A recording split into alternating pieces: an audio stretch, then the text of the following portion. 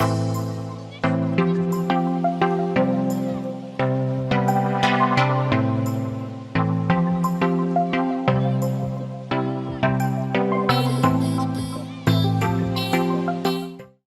Everyone, welcome to Advait education. मेरा नाम है अक्षय मिश्रा और आप पढ़ रहे हैं क्लास 12 फिजिक्स की सीरीज। तो प्रीवियस वीडियो में क्या किया हमने, बहुत सारे अपने क्वेश्चन बनाए किससे रिलेटेड, रिफ्रैक्शन से रिलेटेड। अब हम क्या करेंगे, आगे बढ़ेंगे। प्रीवियस चैप्टर में हमने क्या देखा, नॉर्मल ऐसी इंटरफेस के बारे में देखा। जो भी मतलब जो रिफ्रैक्टिव मीडियम था वो कैसा था, उसका जो सरफेस था वो एकदम प्लेन था। यहाँ पे हम क्या देखेंगे कि यदि कर्व्ड सरफेस आया, कर्व्ड सरफेस में कैसे रिफ्रैक्शन होगा, ये चीज के बारे में देखेंगे। और मेन यहाँ का थर्ड जो मेजर टॉपिक हम क्या करेंगे, शुरू करेंगे इस चैप्टर का, वो क्या होगा, लेंसेज के ऊपर होगा कि लेंस फॉर्मूला क्या होता है, thick lens thin lens formula क्या होता है, ये सब चीजों के बारे में हम क्या करेंगे, पूरा इस वाले पार्ट में पढ़ेंगे। तो ये वाला कौन सा पार्ट है, हमारा 6th पार्ट है। इसके पहले हमने क्या कर लिया, 5 पार्ट कंप्लीट कर लिया है। और प्रीवियस वीडियो में तो हमने रिफ्रैक्शन से रिलेटेड क्या किए, बहुत सारे क्वेश्चंस बनाए। यदि आप वो वीडियो जाके देखते हैं तो आपको क्या होगा, बहुत अच्छी नॉलेज मिलेगी। और कोई भी क्वेश्चन आए रिफ्रैक्शन से रिलेटेड तो आप क्या कर पाएंगे, उसको बना पाएंगे। हर प्रकार के उसमें हमने क्वेश्चन किए हैं, MCQ, multiple choice question, numericals, theoretical, हर प्रकार की चीज हमने देखी है। तो जैसा कि हमने इस चैप्टर के स्टार्टिंग में देखा था कि ये चैप्टर क्या रहता है, मेन 4 पार्ट में रहता है। तो पहला वाला पार्ट तो रिफ्लेक्शन के ऊपर था, वो हमने क्या कर लिया, कंप्लीट कर लिया। सेकेंड वाला पार्ट क्या था हमारा, रिफ्रैक्शन के ऊपर था, इसको हमने 3 पार्ट में कंप्लीट किया। पहला वाला नॉर्मल, फिर टोटल इंटरनल रिफ्लेक्शन वाला पार्ट, फिर उसके बाद वाला जो पार्ट था वो क्या था, पूरा न्यूमेरिकल के ऊपर था। इसको हमने 2 पार्ट में कंप्लीट किया। अब हमारा जो थर्ड पार्ट होगा, जो थर्ड मेजर टॉपिक होता है इस चैप्टर का, वो क्या होगा, स्फेरिकल सरफेस। स्फेरिकल सरफेस से क्या है, एक बस एक डेरिवेशन है कि कैसे हम, यदि कोई स्फेरिकल सरफेस में रिफ्रैक्शन होगा तो उसको हम कैसे सॉल्व करेंगे। और वहां पे फॉर्मूला क्या होगा, रिफ्रैक्टिव इंडेक्स, ऑब्जेक्ट का डिस्टेंस, इमेज का डिस्टेंस, उसके टर्म में। और मेन जो ये थर्ड पार्ट है, ये थर्ड पार्ट मेन किस पे बेस्ड है, पूरा लेंसेज के ऊपर है। कॉनकेव लेंस, कॉन्वेक्स लेंस कैसे होती है, उसमें जब लाइट इंसिडेंट होगी तो कहां कन्वर्ज होगी, कहां डाइवर्ज होगी, पूरा ये वाला रहता है। तो अब हम क्या करेंगे, अपना थर्ड मेजर टॉपिक शुरू करेंगे इस चैप्टर का। फिर इसका पूरा हम पहले थ्योरेटिकल पोर्शन पढ़ते हैं, फिर बीच बीच में क्वेश्चन तो बनाते हुए जाएंगे हम, जो चैप्टर के बीच में रहते हैं, एनसीईआरटी बुक में रहते हैं, वो सब तो हम बनाएंगे ही बनाएंगे। फिर जैसे चैप्टर मतलब ये वाला जो टॉपिक खत्म होगा, इसके एंड में पूरे एक साथ इससे रिलेटेड क्वेश्चन बनाएंगे ही, जैसा हमने स्टार्टिंग के 2 पार्ट में किया है इसके।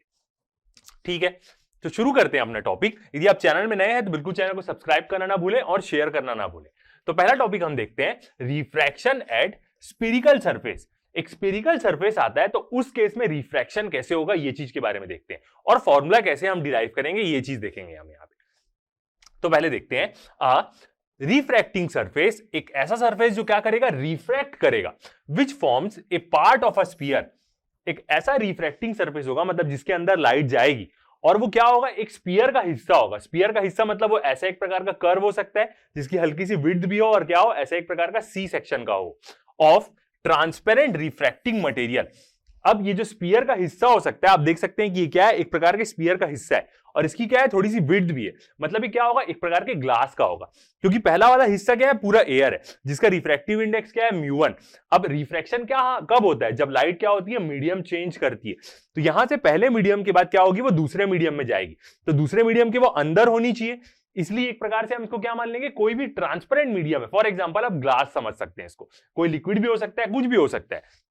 बस यहां पे कंडीशन मेन क्या है कि उसका सरफेस क्या हो, एक प्रकार का स्फेरिकल सरफेस हो, स्पीयर का एक हिस्सा हो। तो दूसरा वाला जो मीडियम है वो क्या है, एक प्रकार से यहां पे डेंस मीडियम है, is called spherical reflecting surface. मतलब एक डेंसर मीडियम रहेगा, बस उसका सरफेस जो रहेगा वो प्लेन नहीं रहेगा, वो क्या रहेगा, एक स्पीयर का हिस्सा रहेगा। और तब उसमें लाइट गिरती है, तब क्या होगा केस, ये चीज हम देखेंगे। ठीक है, तो यहां पे हम सबसे पहले क्या करते हैं, एक डायग्राम देखते हैं। तो पहला वाला मीडियम क्या है हमारा, मान लेते हैं कोई भी रेयरर मीडियम है, एयर फॉर एग्जांपल, आप समझ सकते हैं। दूसरा वाला मीडियम क्या है, इसके अंदर लाइट जाएगी, म्यू2। ये क्या है, एक प्रकार का डेंसर मीडियम है। इस केस में एग्जांपल में हम क्या समझ सकते हैं, ग्लास समझ सकते हैं। ठीक है, अब हमने जैसे देखा है ऑब्जेक्ट, इमेज, तो यहां पे हम क्या कर रहे हैं, एक पॉइंट ऑब्जेक्ट ले रहे हैं। एक पॉइंट ऑब्जेक्ट की इमेज कैसे बनेगी, रिफ्रैक्ट होने के कारण, हम पहले ये चीज देखेंगे। तो हमने एक पॉइंट ऑब्जेक्ट लिया जो ओ पे रखा हुआ है। एक पॉइंट ऑब्जेक्ट मतलब जिसकी कोई हाइट नहीं है। अब ये ऑब्जेक्ट से क्या होगी, एक लाइट गिरेगी, जैसे हमने प्रीवियस जितनी भी क्लासेस है उसमें डायग्राम का जो कलर लिया है वही ले रहे हैं। एक ब्लू रंग की क्या हुई, इसमें एक इंसिडेंट लाइट गिरी, और वो किस पॉइंट पे गिरी, एन पॉइंट पे गिरी। अब यहां पे जो एंगल होगा, कौन से एंगल से वो गिरेगी, जिसको हम क्या बोलते हैं, एंगल ऑफ इंसिडेंस, आई से डिनोट करते हैं। ये आई एंगल से गिरी। अब ये आई एंगल हम निकालेंगे कैसे, कोई भी सरफेस में लाइट गिरती तो हमें क्या करना पड़ता है, उस पॉइंट पे नॉर्मल बनाना पड़ता है। तभी हम angle of reflection, angle of incidence और एंगल ऑफ रिफ्रैक्शन निकाल पाएंगे, नॉर्मल बनाएंगे तभी। तो कोई भी स्फेरिकल सरफेस का हम नॉर्मल कैसे बनाते हैं, याद करिए प्रीवियस वाला जो हमने पढ़ा है, क्या स्फेरिकल सरफेस के बारे में पढ़ा है। यदि कोई भी पॉइंट में, यदि कोई भी स्फेरिकल सरफेस है और उस पॉइंट पे हमें नॉर्मल लेना है, तो हम क्या करेंगे, उस पॉइंट को उसके सेंटर ऑफ कर्वेचर से क्या करेंगे, जोड़ देंगे।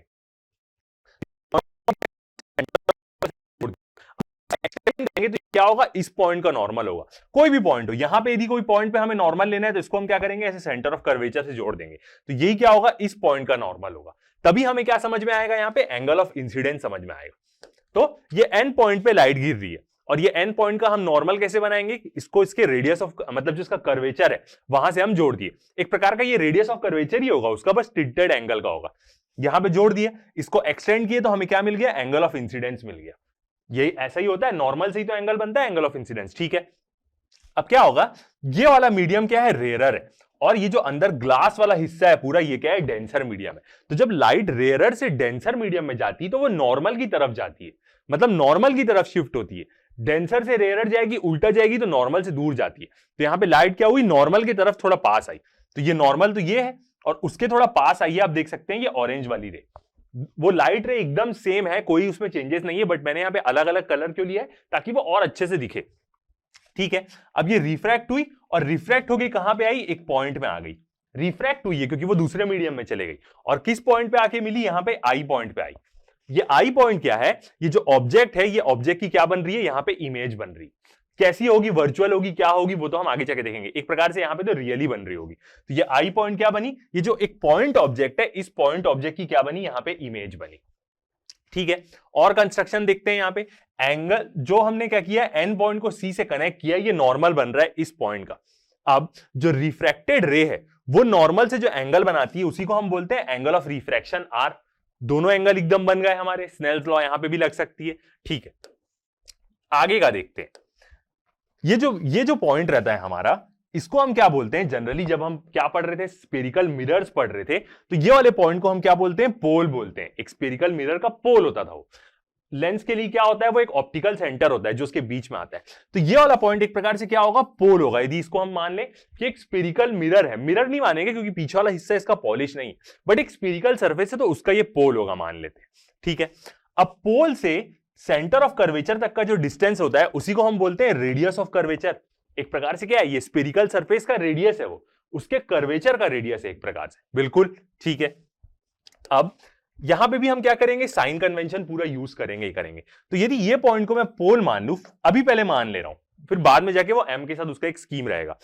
ये पॉइंट को यदि मैं पोल मान लूं और यदि मैं इस तरफ डिस्टेंस मेजर करूं, पोल से अपोजिट तरीके में, अपोजिट तरफ में, तो ये जो ओ तक का डिस्टेंस होगा इसको हम क्या बोलेंगे, यू बोलेंगे। ये क्या है, ऑब्जेक्ट का डिस्टेंस है।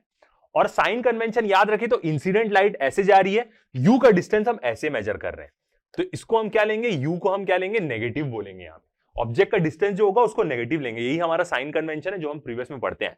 तो इसलिए मैंने वैसा ही एरो यहां पे यूज किया है।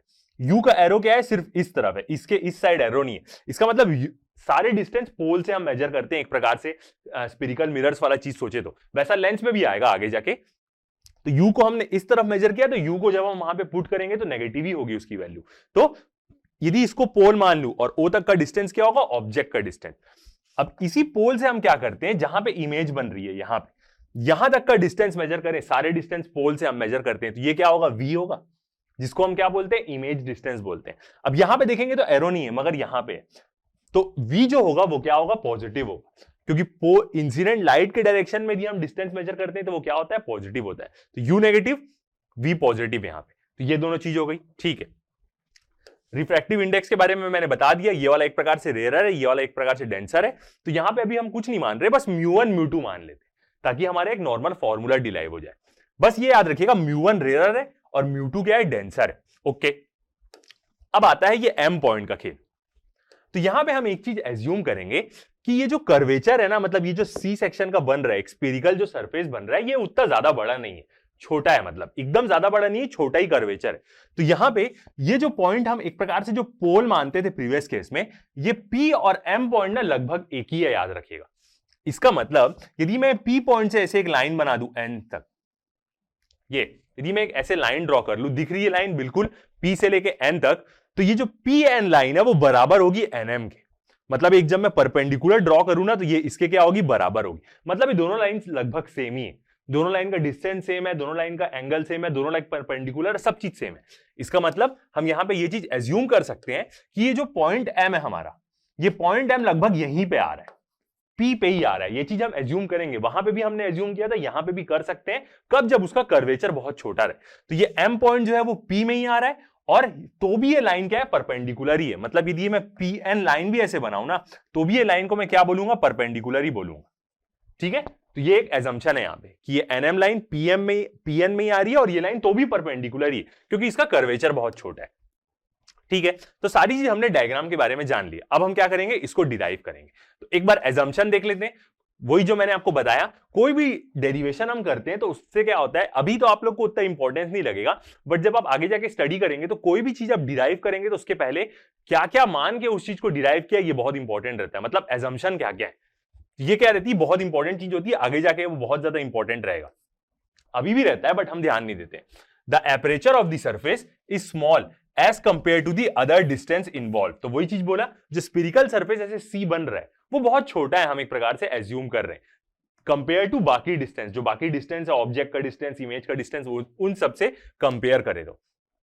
दूसरा, जो एन एम लाइन है, वही जो हमने परपेंडिकुलर बनाया है ग्रीन रंग का, will be taken to be nearly equal to the length of the perpendicular from the point N on the principal axis, NP equal to M N.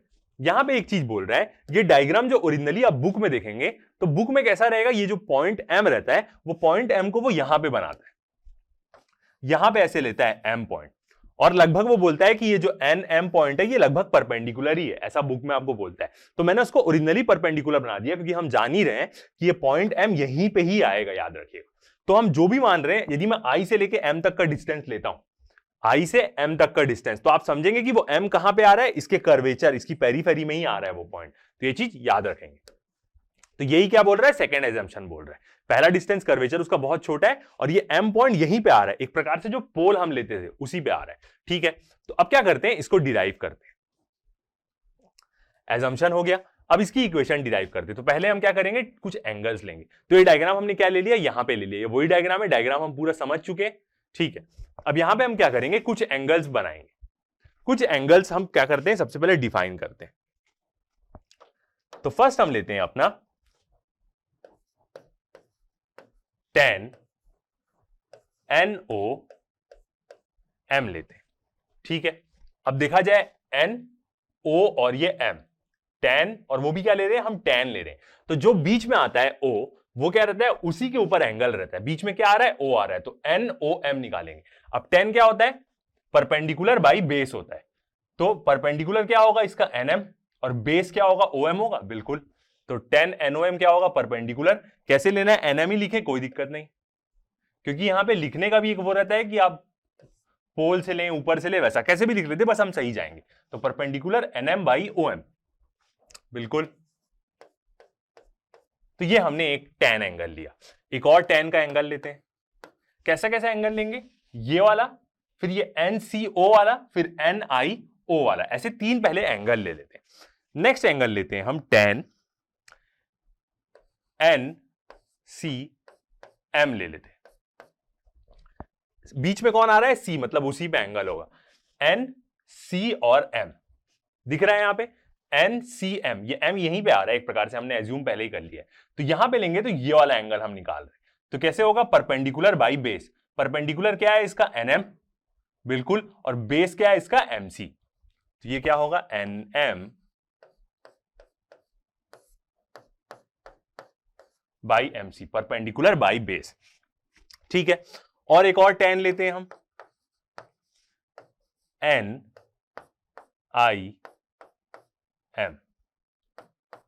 tan NIM। पहले ये लिया, ONM, NOM लिया, NCM लिया, अब हम क्या लेंगे, NI और M लेते हैं। ऐसा क्या होगा कि हमें पूरा चीज समझ में आने लग जाएगी। तो NI और M ले, I बीच में आ रहा है, मतलब ये यहां वाला एंगल हम लेंगे, इधर तरफ वाला, तो वो क्या होगा, परपेंडिकुलर बाई बेस। परपेंडिकुलर क्या है उसका, NM, बिल्कुल, और बेस क्या है उसका, MI, बिल्कुल। एम आई। तो ये 3 टोक हमने क्या ले लिया, पहले यहां पे एंगल ले लिया। ओके, अब क्या करते हैं, एक चीज एज्यूम करते हैं, फॉर स्मॉल एंगल्स, यहां पे एंगल्स क्या होंगे, सब छोटे छोटे ही रहेंगे एक प्रकार से। तो यहां पे हम कैसा एज्यूम कर लेते, जो tan थीटा है, tan थीटा ले या सिंपल, बिल्कुल tan थीटा ले लेते। tan थीटा लगभग बराबर होगा sin थीटा के, और ये भी लगभग सिमिलर होगा थीटा के।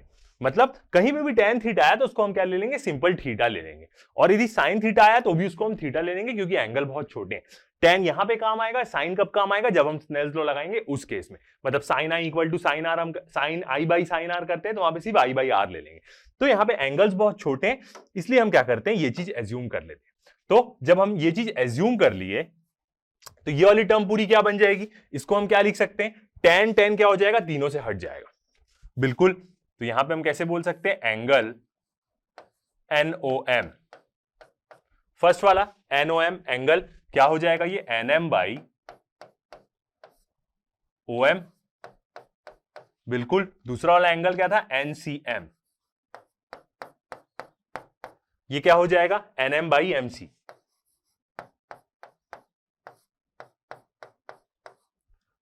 और तीसरा वाला कौन सा था, NIM, तो एंगल NIM, जो बीच में रहता है उसी के पोजीशन पे एंगल NM बाई MI।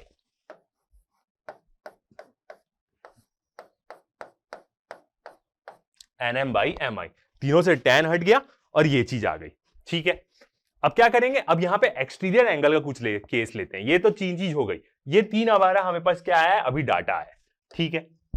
आगे बढ़ते हैं, तो पहले देखते हैं फॉर ट्रायंगल लेते हैं हम अपना NOC, मैं आपको डायग्राम में दिखाऊंगा। NOC ट्रायंगल लें तो I इज दी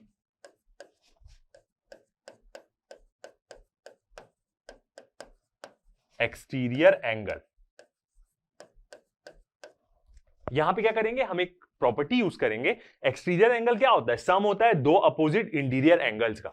तो NOC ट्रायंगल देखते हैं, NO और C, कौन सा वाला ट्रायंगल, ये वाला ट्रायंगल हम ले रहे हैं, NO और C, ये वाला ट्रायंगल।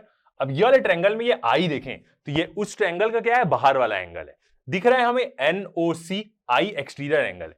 तो एक्सटीरियर एंगल क्या होता है, सम होता है दो अपोजिट इंटीरियर एंगल्स का। मतलब वो किसका सम होगा, NOM प्लस NCM, ये दोनों का सम होगा। मतलब I इक्वल टू NOM प्लस NCM, क्योंकि I एक्सटीरियर एंगल है, दो इंटीरियर एंगल का सम होगा, बिल्कुल। ये प्रॉपर्टी हम बचपन में भी पढ़े हैं, ठीक है। तो यहां पे एंगल I क्या हो जाएगा हमारा, और एंगल क्या है हमारा, इंसिडेंट एंगल ही है, I इक्वल टू, तो I equal to NOM, angle NOM, बीच का याद रखिए, बीच में O आ रहा है, प्लस एंगल NCM, बीच में क्या आया, O, और इधर क्या आया, बीच में C। तो I इक्वल टू क्या हो जा रहा है, O का आपके पास का एंगल प्लस C के पास का एंगल, बिल्कुल ऐसा कर सकते हैं, ठीक है। आगे बढ़ते हैं, ये वाली एक टर्म आई। अब यहां से क्या करेंगे, हम ये दोनों एंगल की वैल्यू निकाल चुके हैं, तो I इक्वल टू NOM की वैल्यू देखते हैं। यहां पे हमने निकाल लिया NOM, वो क्या है, NM बाई OM। तो यहां पे वैल्यू पुट कर देते हैं, NM by OM plus NCM भी हमने निकाल लिया है कि बिल्कुल, NCM ये भी क्या है, NM बाई MC। तो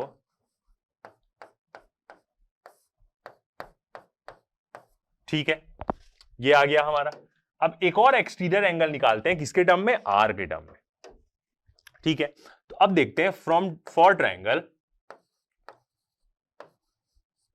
ट्रायंगल इस वाला ट्रायंगल लेंगे हम NIC, मैं आपको डायग्राम में दिखाऊंगा। R is the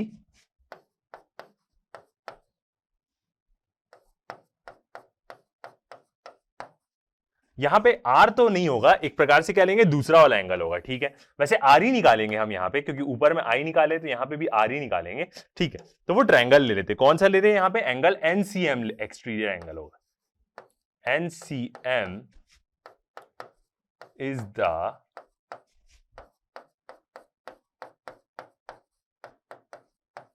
exterior angle, ठीक है।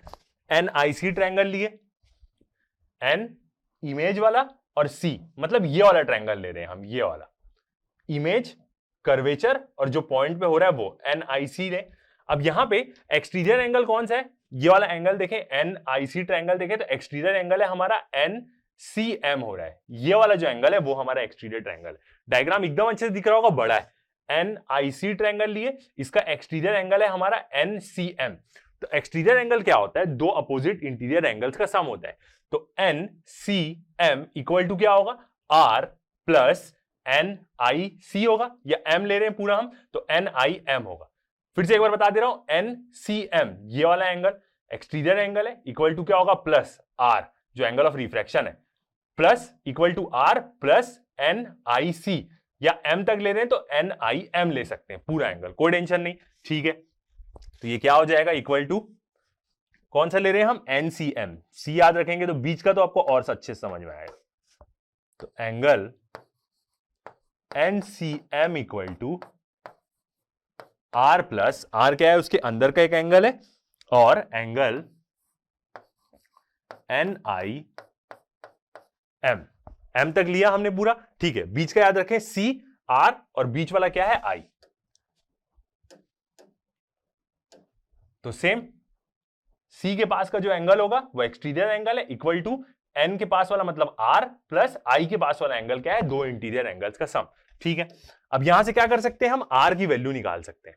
तो R को वहीं रखते हैं, इसको इधर क्या दे देंगे, माइनस में दे देंगे, बिल्कुल। तो R इक्वल टू कितना हो जाएगा यहां पे, एंगल NCM माइनस ये इधर आके माइनस हो जाएगा, एंगल NIM, यही हो जाएगा, बिल्कुल। NCM minus NIM, okay. अब यहां पे क्या करेंगे, हम वैल्यू पुट कर देंगे। NCM पता है हमें, NCM की वैल्यू तो यहीं से दिख रही, क्या है हमारा, NM/MC, बिल्कुल। तो R इक्वल टू क्या हो जाएगा,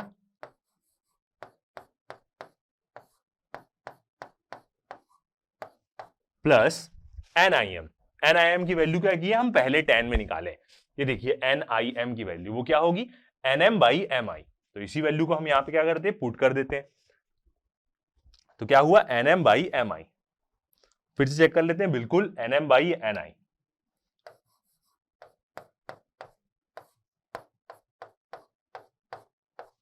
ये हो गया हमारा। तो क्या आ गया हमारे पास, दो ठोक रिलेशन आ गया। कौन कौन सा, एक ठोक तो ये वाला आया, और दूसरा वाला कौन सा आया, ये वाला है, I और R आ गया हमारे पास, ठीक है। अब ये दोनों को हम कैसे यूज करेंगे, स्नेल्स लॉ लगा के। तो यूज करते हैं हम, दो ठोक रिलेशन आ गया हमारे पास। अब हम लगाते हैं स्नेल्स लॉ।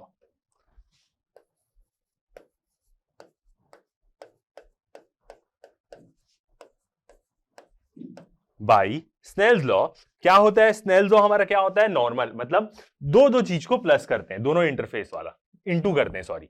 यहां पे म्यू1 है तो म्यू1 से साइन आई को इंटू करेंगे, equal to mu two into sine R, यही चीज करेंगे, बिल्कुल। और हमने एक और चीज ये भी एज्यूम किया है कि साइन थीटा भी बहुत छोटा है, तो उसको हम नॉर्मल क्या मान सकते हैं, थीटा ही मान सकते हैं। तो यहां पे साइन नहीं भी लिखे तो भी चलेगा, वो चीज तो हम वैसे कर ही देंगे। तो एक स्टेप और लिख लेते हैं, क्या हो जाएगा, म्यू1 इंटू साइन आई। जिस तरफ इंसिडेंट एंगल है उधर तरफ का क्या कर रहे हैं, रिफ्रैक्टिव इंडेक्स को मल्टीप्लाई कर रहे हैं, और यहां पे क्या हो जाएगा, म्यू2 इंटू साइन आर, यही है, बिल्कुल। और हमने एक चीज तो एज्यूम करी है, फॉर स्मॉल एंगल्स, एंगल्स बहुत छोटे मान ही रहे हैं हम यहां पे, तो कैसे लिख सकते हैं इसको, mu one into I equal to mu two into R, यही है। अब यहां पे क्या करेंगे, आई और आर की क्या करेंगे, वैल्यू पुट कर देंगे, बिल्कुल। तो क्या हो जाएगा, म्यू1 इंटू आई की वैल्यू पुट करते हैं। आई की वैल्यू कितनी आई है, NM/OM, NM/OM plus NM/OM plus NM/MC,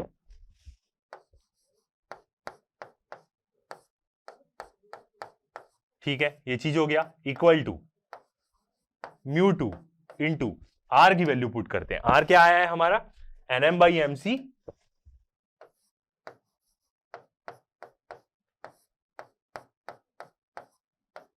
plus दूसरी वैल्यू क्या है उसकी, एनएम बाई एम आई।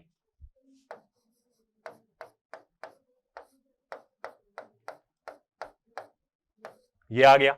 अब बस इसको क्या करना है, सिंप्लीफाई करना है, तो क्या बनेगा, हमारा फॉर्मूला बनेगा। ठीक है, चेक कर लेते हैं एनएम बाई ओएम, क्योंकि एक भी वर्ड गलत हो गया तो खराब हो जाएगा। NM by OM, NM by MC, NM by C और एनएम बाई एम आई, बिल्कुल सही। ठीक है, अब यहां पे क्या करते हैं, ऊपर में देखते हैं। ऊपर में क्या है, सबके पास एनएम है, सबके पास एनएम है, तो इसको क्या करते हैं, कॉमन निकाल लेते हैं। तो यहां पे क्या हो जाएगा, म्यू वन इंटू, इसको क्या करते हैं, कॉमन निकाल लेते हैं, N M.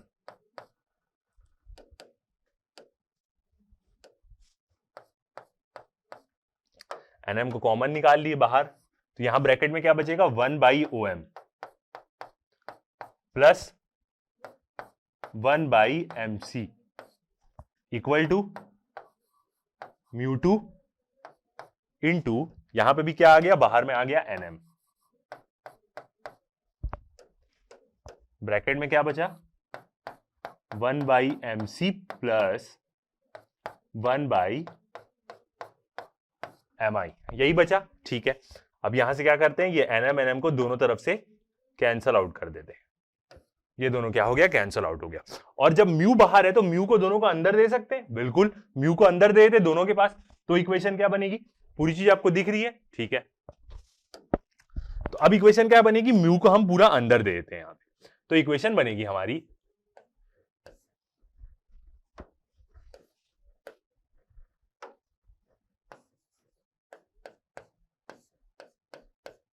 Mu one by M C plus mu one by, यहां पे भी सेम वही टर्म है नीचे की, equal to mu two by, इधर पे क्या है देख लेते हैं, mu two by M C और एम आई,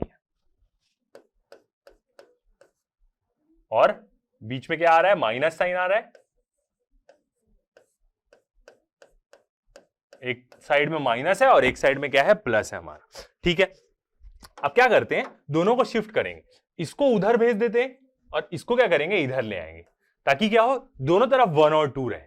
ठीक है, तो यहां पे क्या इक्वेशन बन जाएगी,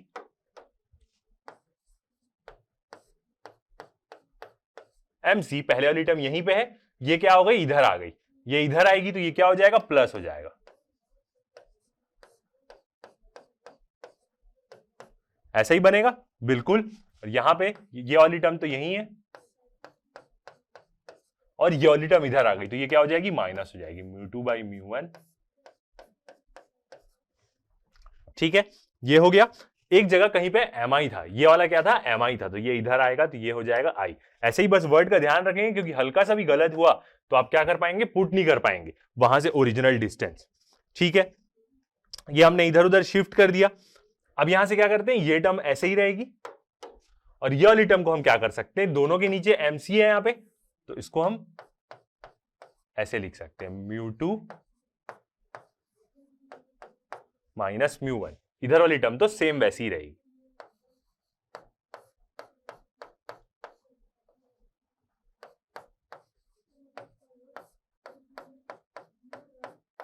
ये आ गई हमारी इक्वेशन। ठीक है, अब यहां पे क्या करते हैं, अब हम अपना साइन कन्वेंशन यूज करते हैं और वैल्यू पुट करते हैं। तो applying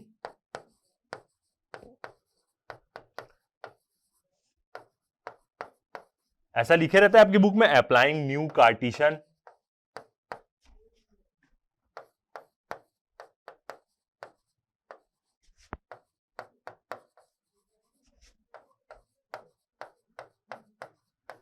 applying new Cartesian sign convention. तो अब क्या करेंगे, साइन कन्वेंशन यूज करेंगे। किसका किसका निकालना है हमें, यहां पे देखते हैं। कुछ यहां पे हमने गलती करी क्या, ओएम था एक, हमने शायद लगता है एक वर्ड फिर यहां पे मिस कर दिया, कहीं पे ओएम था, ये देखिए यहां पे ओएम था, तो यहां पे भी क्या आएगा, यहां पे भी हमने वही लिख दिया, तो ये क्या होगा, ओएम होगा, म्यू वन बाई ओएम था ना यहां पे, तो म्यू1 के पास क्या था, OM था। वही मैं बोल रहा हूं, ऐसा चेक करते रहेंगे वरना कोई गलती ना हो, क्योंकि एक भी मिस्टेक हल हो गया तो आप वैल्यू पुट नहीं कर पाएंगे। तो यहां पे क्या है, OM है, तो ये वाली टर्म क्या होगी, OM होगी। ये हो गया OM। नीचे वाली टर्म में भी क्या आएगा, वो ही आएगा। अच्छा हुआ ये टर्म इधर उधर नहीं गई, वरना इसको मिलती नहीं फिर। OM उसी कलर से लिख लेते हैं।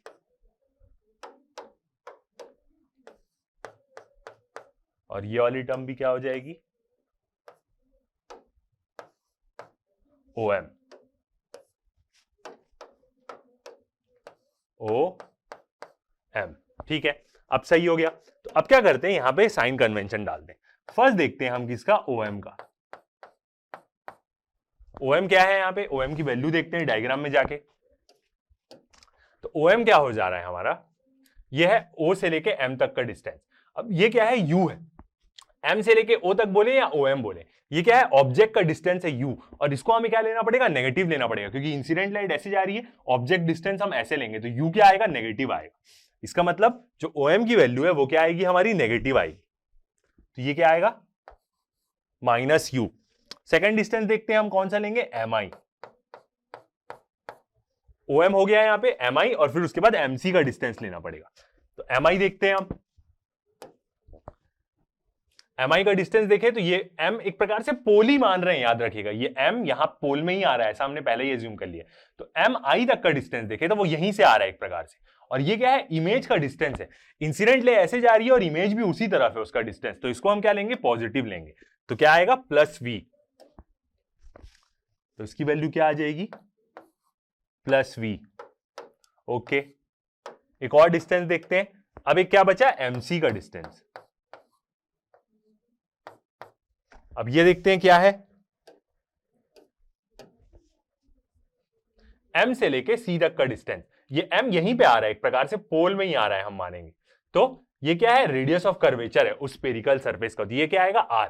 अब इसका साइन क्या होगा, इंसिडेंट रे इस तरफ जा रही है, R भी उसी तरफ है, मतलब मिरर के इस साइड है, राइट साइड है, तो R भी क्या होगा हमारा, पॉजिटिव होगा। तो इसका जो रेडियस ऑफ कर्वेचर है वो भी क्या होगा, पॉजिटिव होगा। तो पॉजिटिव R, बिल्कुल यही आएगा। अब क्या करते हैं, यहां पे वैल्यू पुट कर देते हैं। तो μ1 वैसी रहा, बाई OM है, OM क्या हो गया, -U, यही आया बिल्कुल, प्लस μ2 बाई MI। MI क्या है, V, और वो पॉजिटिव है, इक्वल टू यहां पे क्या है, μ2 माइनस μ1 बाई MC। MC क्या है हमारा, R, और वो भी क्या है, पॉजिटिव है। ये आ गया। अब इसको क्या करते हैं, ये माइनस साइन इधर आ रहा है, इसको थोड़ा सा इस तरफ लिख लेते, तो वो क्या हो जाएगा, और अच्छे से हो जाएगा। तो इसको पहले लिख लेते, कोई दिक्कत नहीं, μ2 बाई V माइनस साइन आएगा बिल्कुल, μ1 by U equal to μ2 minus μ1 by R। तो ये बन गया हमारा फॉर्मूला। एक स्फेरिकल सरफेस से यदि हमें रिफ्रैक्शन निकालना है, और वहां पे क्या हो रहा है, एक स्फेरिकल सरफेस में रिफ्रैक्शन हो रहा है, ऑब्जेक्ट है, इमेज बन रही है, और वो स्फेरिकल सरफेस का हमें रेडियस ऑफ कर्वेचर पता है, दोनों यहां पे μ1 μ2 पता होना चाहिए। μ1 μ2 क्या है, रिफ्रैक्टिव इंडेक्स है। अब ये चीज एकदम अच्छे से याद रखिएगा, इस फॉर्मूले में μ1 क्या था, हमारा रेयरर मीडियम था, और μ2 क्या है, हमारा डेंसर मीडियम। तो ये आ गया हमारा रिलेशन। तो इसको हम क्या बोलेंगे, this equation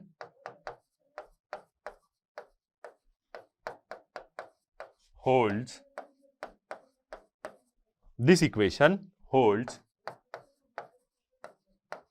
for any spherical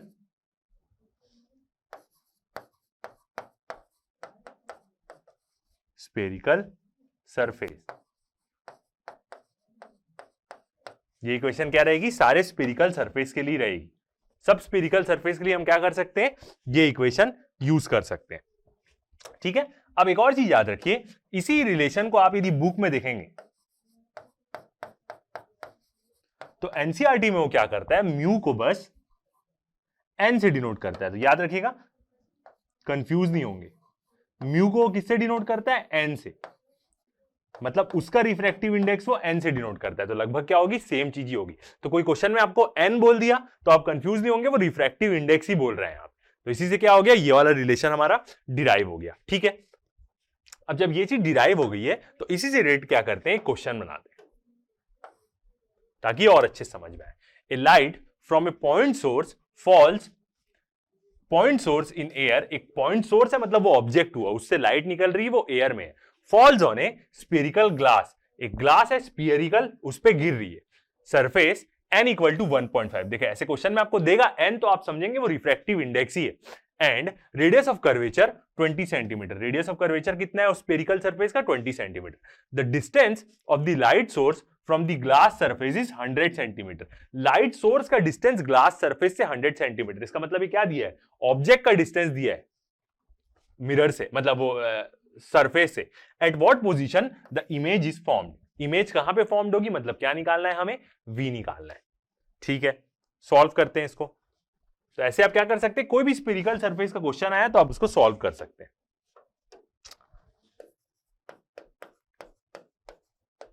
first देखते हैं क्या क्या गिवन वैल्यूज है हमारे पास। क्या दिया हुआ है हमें, रिफ्रैक्टिव इंडेक्स दिया हुआ है और n बोला है, हम म्यू ही लेते हैं। ठीक है, कोई दिक्कत नहीं, और वो भी किसका है, ग्लास का है। 1.5 गिवन है। अब याद रखिएगा क्वेश्चन जब हमने डिराइव किया तो वहां पे हमने 1 2 लिया है, तो वहां पे याद रखिएगा वहां पे क्या था, 1 क्या था, वहां पे रेयरर मीडियम था, और 2 क्या था, डेंसर मीडियम था। तो ये जो म्यूजी हमें दिया है ये एक प्रकार से क्या है, इसका मतलब है ये हमें म्यू2 दिया हुआ है जो डेंसर मीडियम है। लाइट एयर से आ रही है ना तो वो रेयरर है, तो वो म्यू1 होगा। रेडियस ऑफ कर्वेचर दिया है, साइन कन्वेंशन वैसे ही लेंगे, ऑब्जेक्ट हमेशा इसी तरफ रखेंगे और वो इसी तरह इमेज बनेगी। तो रेडियस ऑफ कर्वेचर कितना आएगा उसका, +20 सेंटीमीटर, यही दिया हुआ है तो प्लस आएगा, सेम जैसा हमने प्रीवियस लिया। u जो लाइट सोर्स का डिस्टेंस है उसको हमेशा नेगेटिव लेंगे क्योंकि ऑब्जेक्ट क्या रहता है, हमेशा लेफ्ट में ही रहता है, जैसे हमने पूरा मिरर्स में साइन कन्वेंशन लिया। ओके, और एयर का हमें कुछ भी नहीं दिया है रिफ्रैक्टिव इंडेक्स, तो उसको हम 1 ले लेंगे, म्यू ए की वैल्यू 1। और फॉर्मूले के अकॉर्डिंग क्या है जो अभी हमने डिराइव किया है, रेयरर मीडियम कौन सा था हमारा, 1 था, तो ये क्या है, इसका मतलब ये क्या है, 1 है हमारा, म्यू1 है। ठीक है, निकालना क्या है हमें, v निकालना है। हर एक क्वेश्चन सॉल्व करें आप, जब आप घर में पढ़ रहे हैं तो ठीक है जल्दी जल्दी सॉल्व कर सकते हैं, बट जब भी कहीं प्रेजेंट करने का टाइम आया, क्लास टेस्ट में, एग्जाम में, कहीं भी आपको क्वेश्चन सॉल्व करने की बारी आई, और जब कॉम्पिटिटिव एग्जाम में भी तो हम जल्दी जल्दी सॉल्व कर सकते हैं, कोई दिक्कत नहीं, बट हमारा जो मतलब जो हमारा फोकस है वो सबके सारे स्टूडेंट्स के लिए। तो जब आप एग्जाम में लिखेंगे कोई थ्योरेटिकल पेपर में तो ऐसा लिखें बाकायदा, निकालना क्या है, गिवन क्या करना है, ये सब चीज, उससे क्या होता है, फायदा होता है। बहुत सारे लोग ऐसे भी रहते हैं जिनको कोई क्वेश्चन का सॉल्यूशन नहीं आता है, फिर भी वो क्या करते हैं, इतना लिख के, थोड़ा बहुत लिख के छोड़ देते, तो उससे भी नंबर मिलता है अटेम्प्ट करने का। तो जितना क्वेश्चन आता है उसको तो आप ऐसे बनाएंगे ही, जो क्वेश्चन नहीं भी आता है, यदि आ ही नहीं रहा है वो क्वेश्चन, तो उसमें भी आप इतना करके एटलीस्ट छोड़ सकते हैं, तो आपको अटेम्प्ट का नंबर तो मिलेगा ही मिलेगा जब आपके स्कूल का पेपर हो रहा है तो। ठीक है, अब फॉर्मूला यूज करते हैं।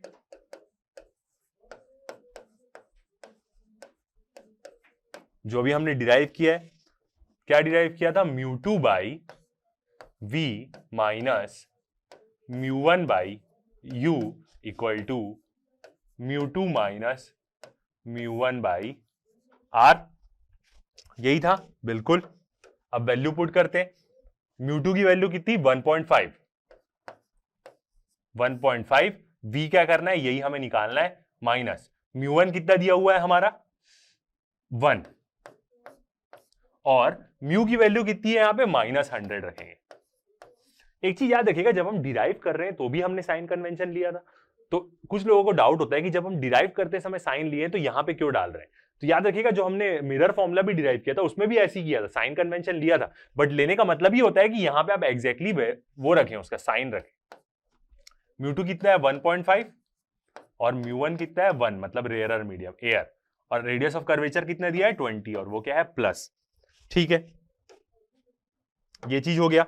आगे इसको सॉल्व करते हैं, तो ये कितना हो जाएगा, 1.5 माइनस 1, तो ये कितना हो जाएगा, 0.5 हो जाएगा बाई 20।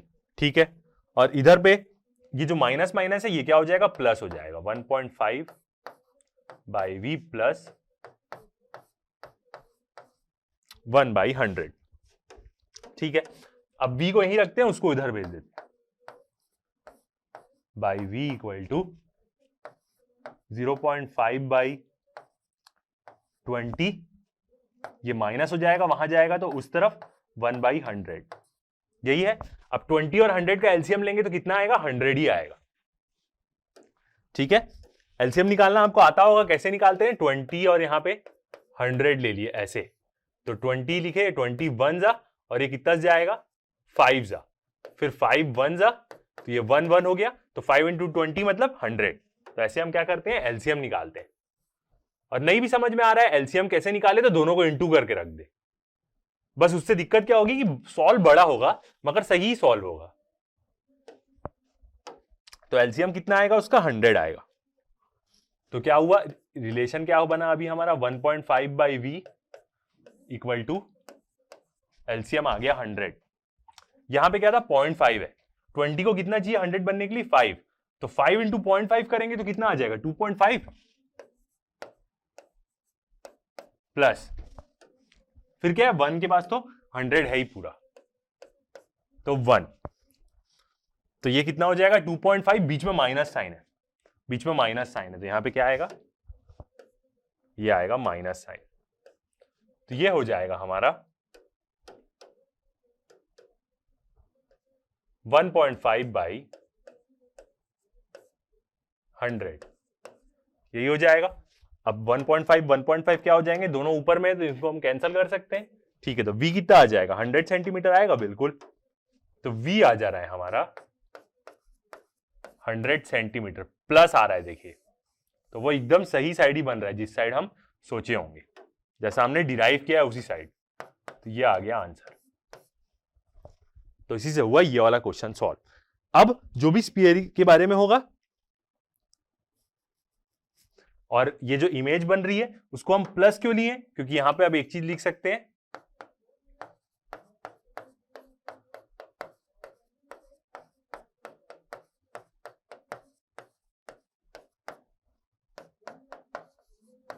लाइट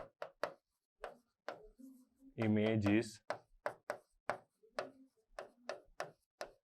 इंसिडेंट लाइट के डायरेक्शन में इमेज बन रही है, इसलिए उसको हमने क्या लिया है, पॉजिटिव लिया है। ठीक है, तो ये था इतना स्फेरिकल सरफेस के बारे में। आगे जो भी इससे रिलेटेड होगा हम देखेंगे और क्वेश्चंस बनाएंगे, कुछ भी चीज छूटेगी तो वहां पे हम इसको कवर कर लेंगे, बाकी इतना रहता है। इससे आप क्या कर सकते हैं, कोई भी स्फेरिकल सरफेस का क्वेश्चन बना सकते हैं। अब क्या करते हैं, आगे बढ़ते हैं नेक्स्ट टॉपिक में, अपने लेंसेज के बारे में, कि लेंस क्या होती है वो देखते हैं। ठीक है, एक बार यदि रिवाइज करें साइन कन्वेंशन किसका, स्फेरिकल सरफेस का, तो वो भी हम एक चीज देख सकते हैं, Cartesian sign convention for spherical surface. ये वही साइन कन्वेंशन है जो हमने क्या लिया है, स्फेरिकल मिरर के लिए लिया था। तो जल्दी से एक बार इसको देखते हैं। The principal axis of the spherical surface is taken as the X axis. कोई भी स्फेरिकल सरफेस को आप सॉल्व करते रहेंगे तो एक्स एक्सिस को में मानेंगे कि उसका प्रिंसिपल एक्सिस है, and the optical centre as the origin.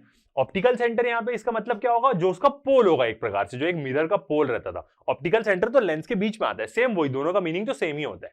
Here the principal axis is the diameter extended. Principal axis एक प्रकार का क्या है, उसका जो डायमीटर होगा रेडियस ऑफ कर्वेचर का, वही एक्सटेंडेड है एक प्रकार से। डायमीटर वही तो होता है जो उसका रेडियस ऑफ कर्वेचर होगा, पोल से पास होगा।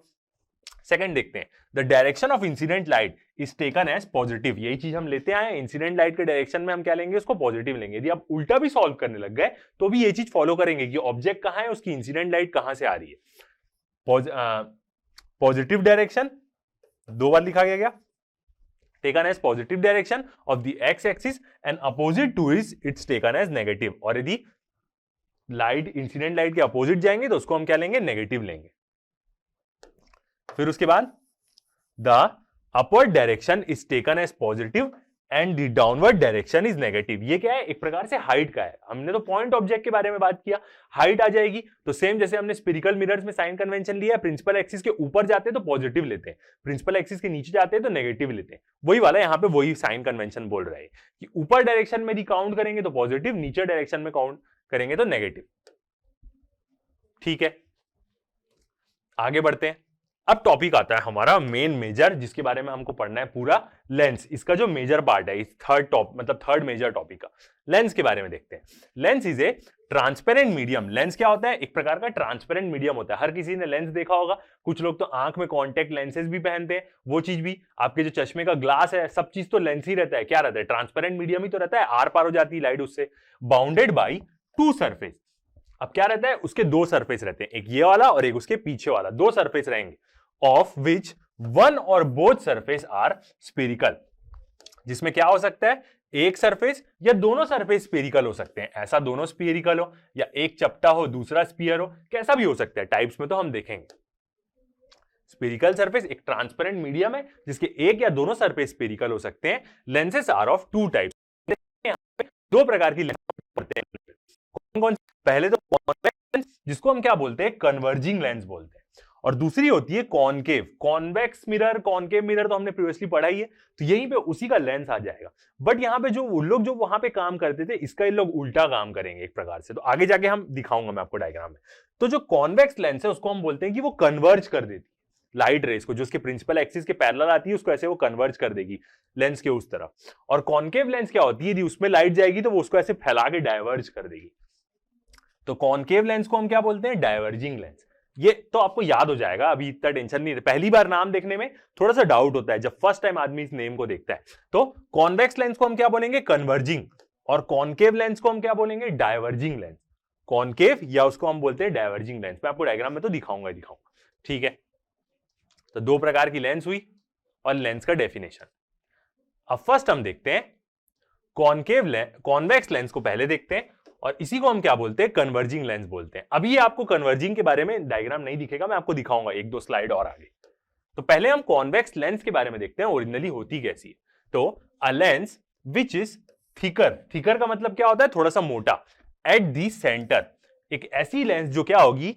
सेंटर में मोटी होगी, and thinner at its ends, और कोनों में क्या होगी? वो पतली होगी। एक ऐसी लेंस जो अपने सेंटर में मोटी है, मतलब थिकर है, और कोनों में क्या है? वो पतली है, इज कॉल्ड कॉन्वेक्स लेंस। ऐसी लेंस को हम क्या बोलते हैं? कॉन्वेक्स लेंस बोलते हैं। बीच में दिख रहा है आपको मोटी है, और कोने में क्या है? वो एकदम पतली है, तो इसी को हम क्या बोलेंगे? कॉन्वेक्स लेंस, जो सेंटर में थिकर है और एंड्स में क्या है? थिनर है।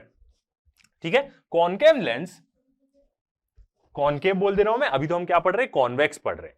तो कॉन्वेक्स लेंस क्या होगी? जो बीच में मोटी है और कोने में क्या है? चपटी है। Convex lens are of three types. कितने प्रकार की होती है कॉन्वेक्स लेंस? तीन प्रकार की होती है। अब यहां पे डायग्राम देखें तो तीनों डायग्राम आपको दिख रहा होगा। ये क्या है? Double convex lens. Double convex क्यों? क्योंकि ये हिस्सा भी इसका कॉन्वेक्स है और ये हिस्सा भी क्या है? इसका कॉन्वेक्स है, तो इसको हम बोलते हैं डबल कॉन्वेक्स लेंस। हम जितनी भी लेंस यूज करेंगे वो यही वाली रहेगी, तो इसको सिंपली हम क्या बोल सकते हैं? Convex lens. हमारी लेंस पूरी यही रहेगी जो हम पूरा आगे जाके पढ़ेंगे। दूसरी क्या होती है? Plano convex lens. प्लेनो का मतलब एक हिस्सा उसका प्लेन है और दूसरा क्या है? उसका हिस्सा कॉन्वेक्स है। तो plano convex lens, plano convex lens second वाला।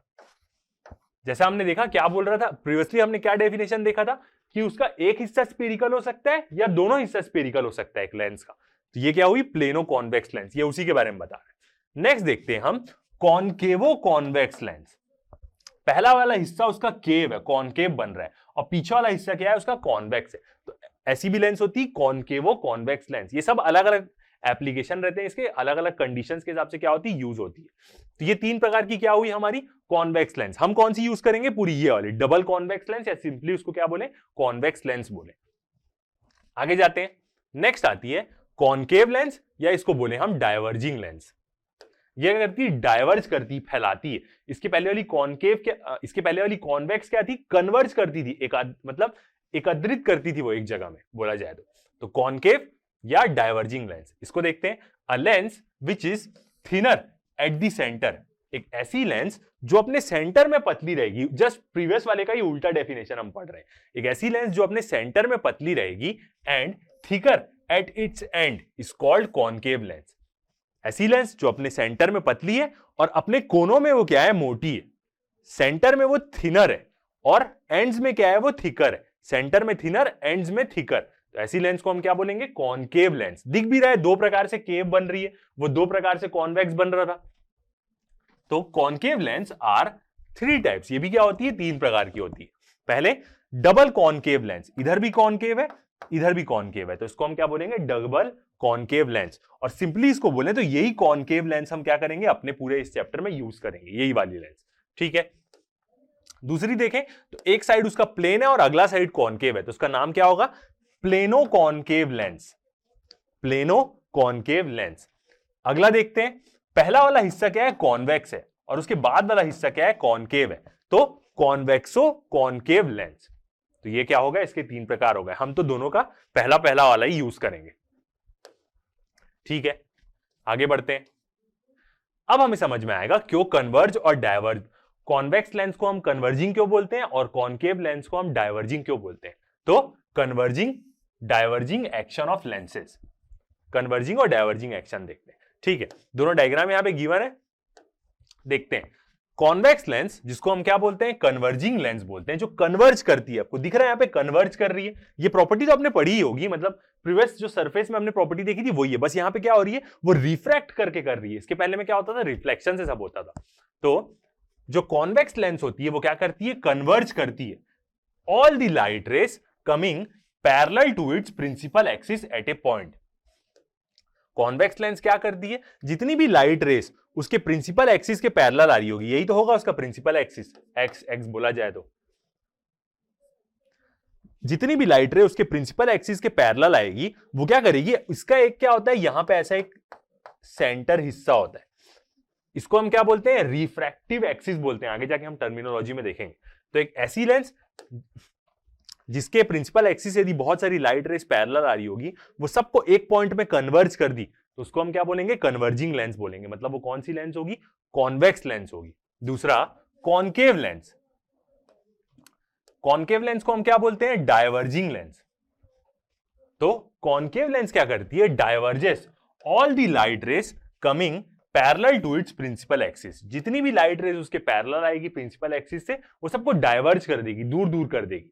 कौन, कॉनकेव लेंस। तो आप देख सकते हैं इसके प्रिंसिपल एक्सिस के पैरेलल क्या हो रही है, 4 ठोक लाइट रेज आ रही है ब्लू रंग की, और वो सबको क्या करी, रिफ्रैक्ट करने के बाद क्या करी, डायवर्ज कर दी। यहां पे रिफ्रैक्शन का ही फिनोमिना हो रहा है पूरा, क्योंकि वो उसके मीडियम के अंदर जा रही है, याद रखना, उसके लेंस के मीडियम के अंदर जा रही है, वो ग्लास का रिफ्रैक्टिव इंडेक्स यहां लागू हो रहा है। तो ये 4 लाइट रेज आई, सबको क्या कर दी, वो डायवर्ज कर दी।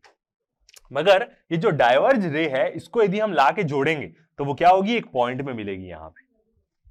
उसको यदि हम पीछे की तरफ एक्सटेंड करें तो एक पॉइंट में मिलेगी। तो मतलब ये क्या करती है, एक प्रकार से वर्चुअल इमेज ही बनाती है, ये रियल इमेज बनाती है।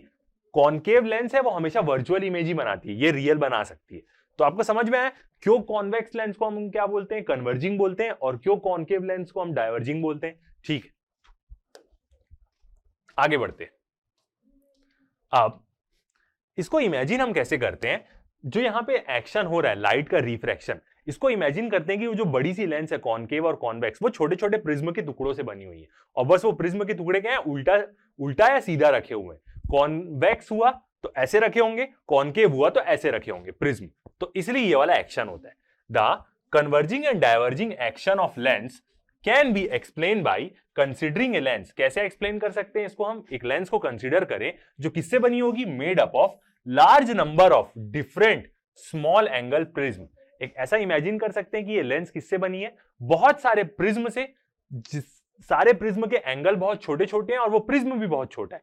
Large number of different small angle prism, prism तो छोटा होगा ही, स्मॉल एंगल से उसके, बहुत सारे प्रिज्म से बनी है जिसके एंगल छोटे हैं। तो आप देख सकते हैं यहां पे एक एक प्रिज्म है पूरा अलग अलग एंगल का।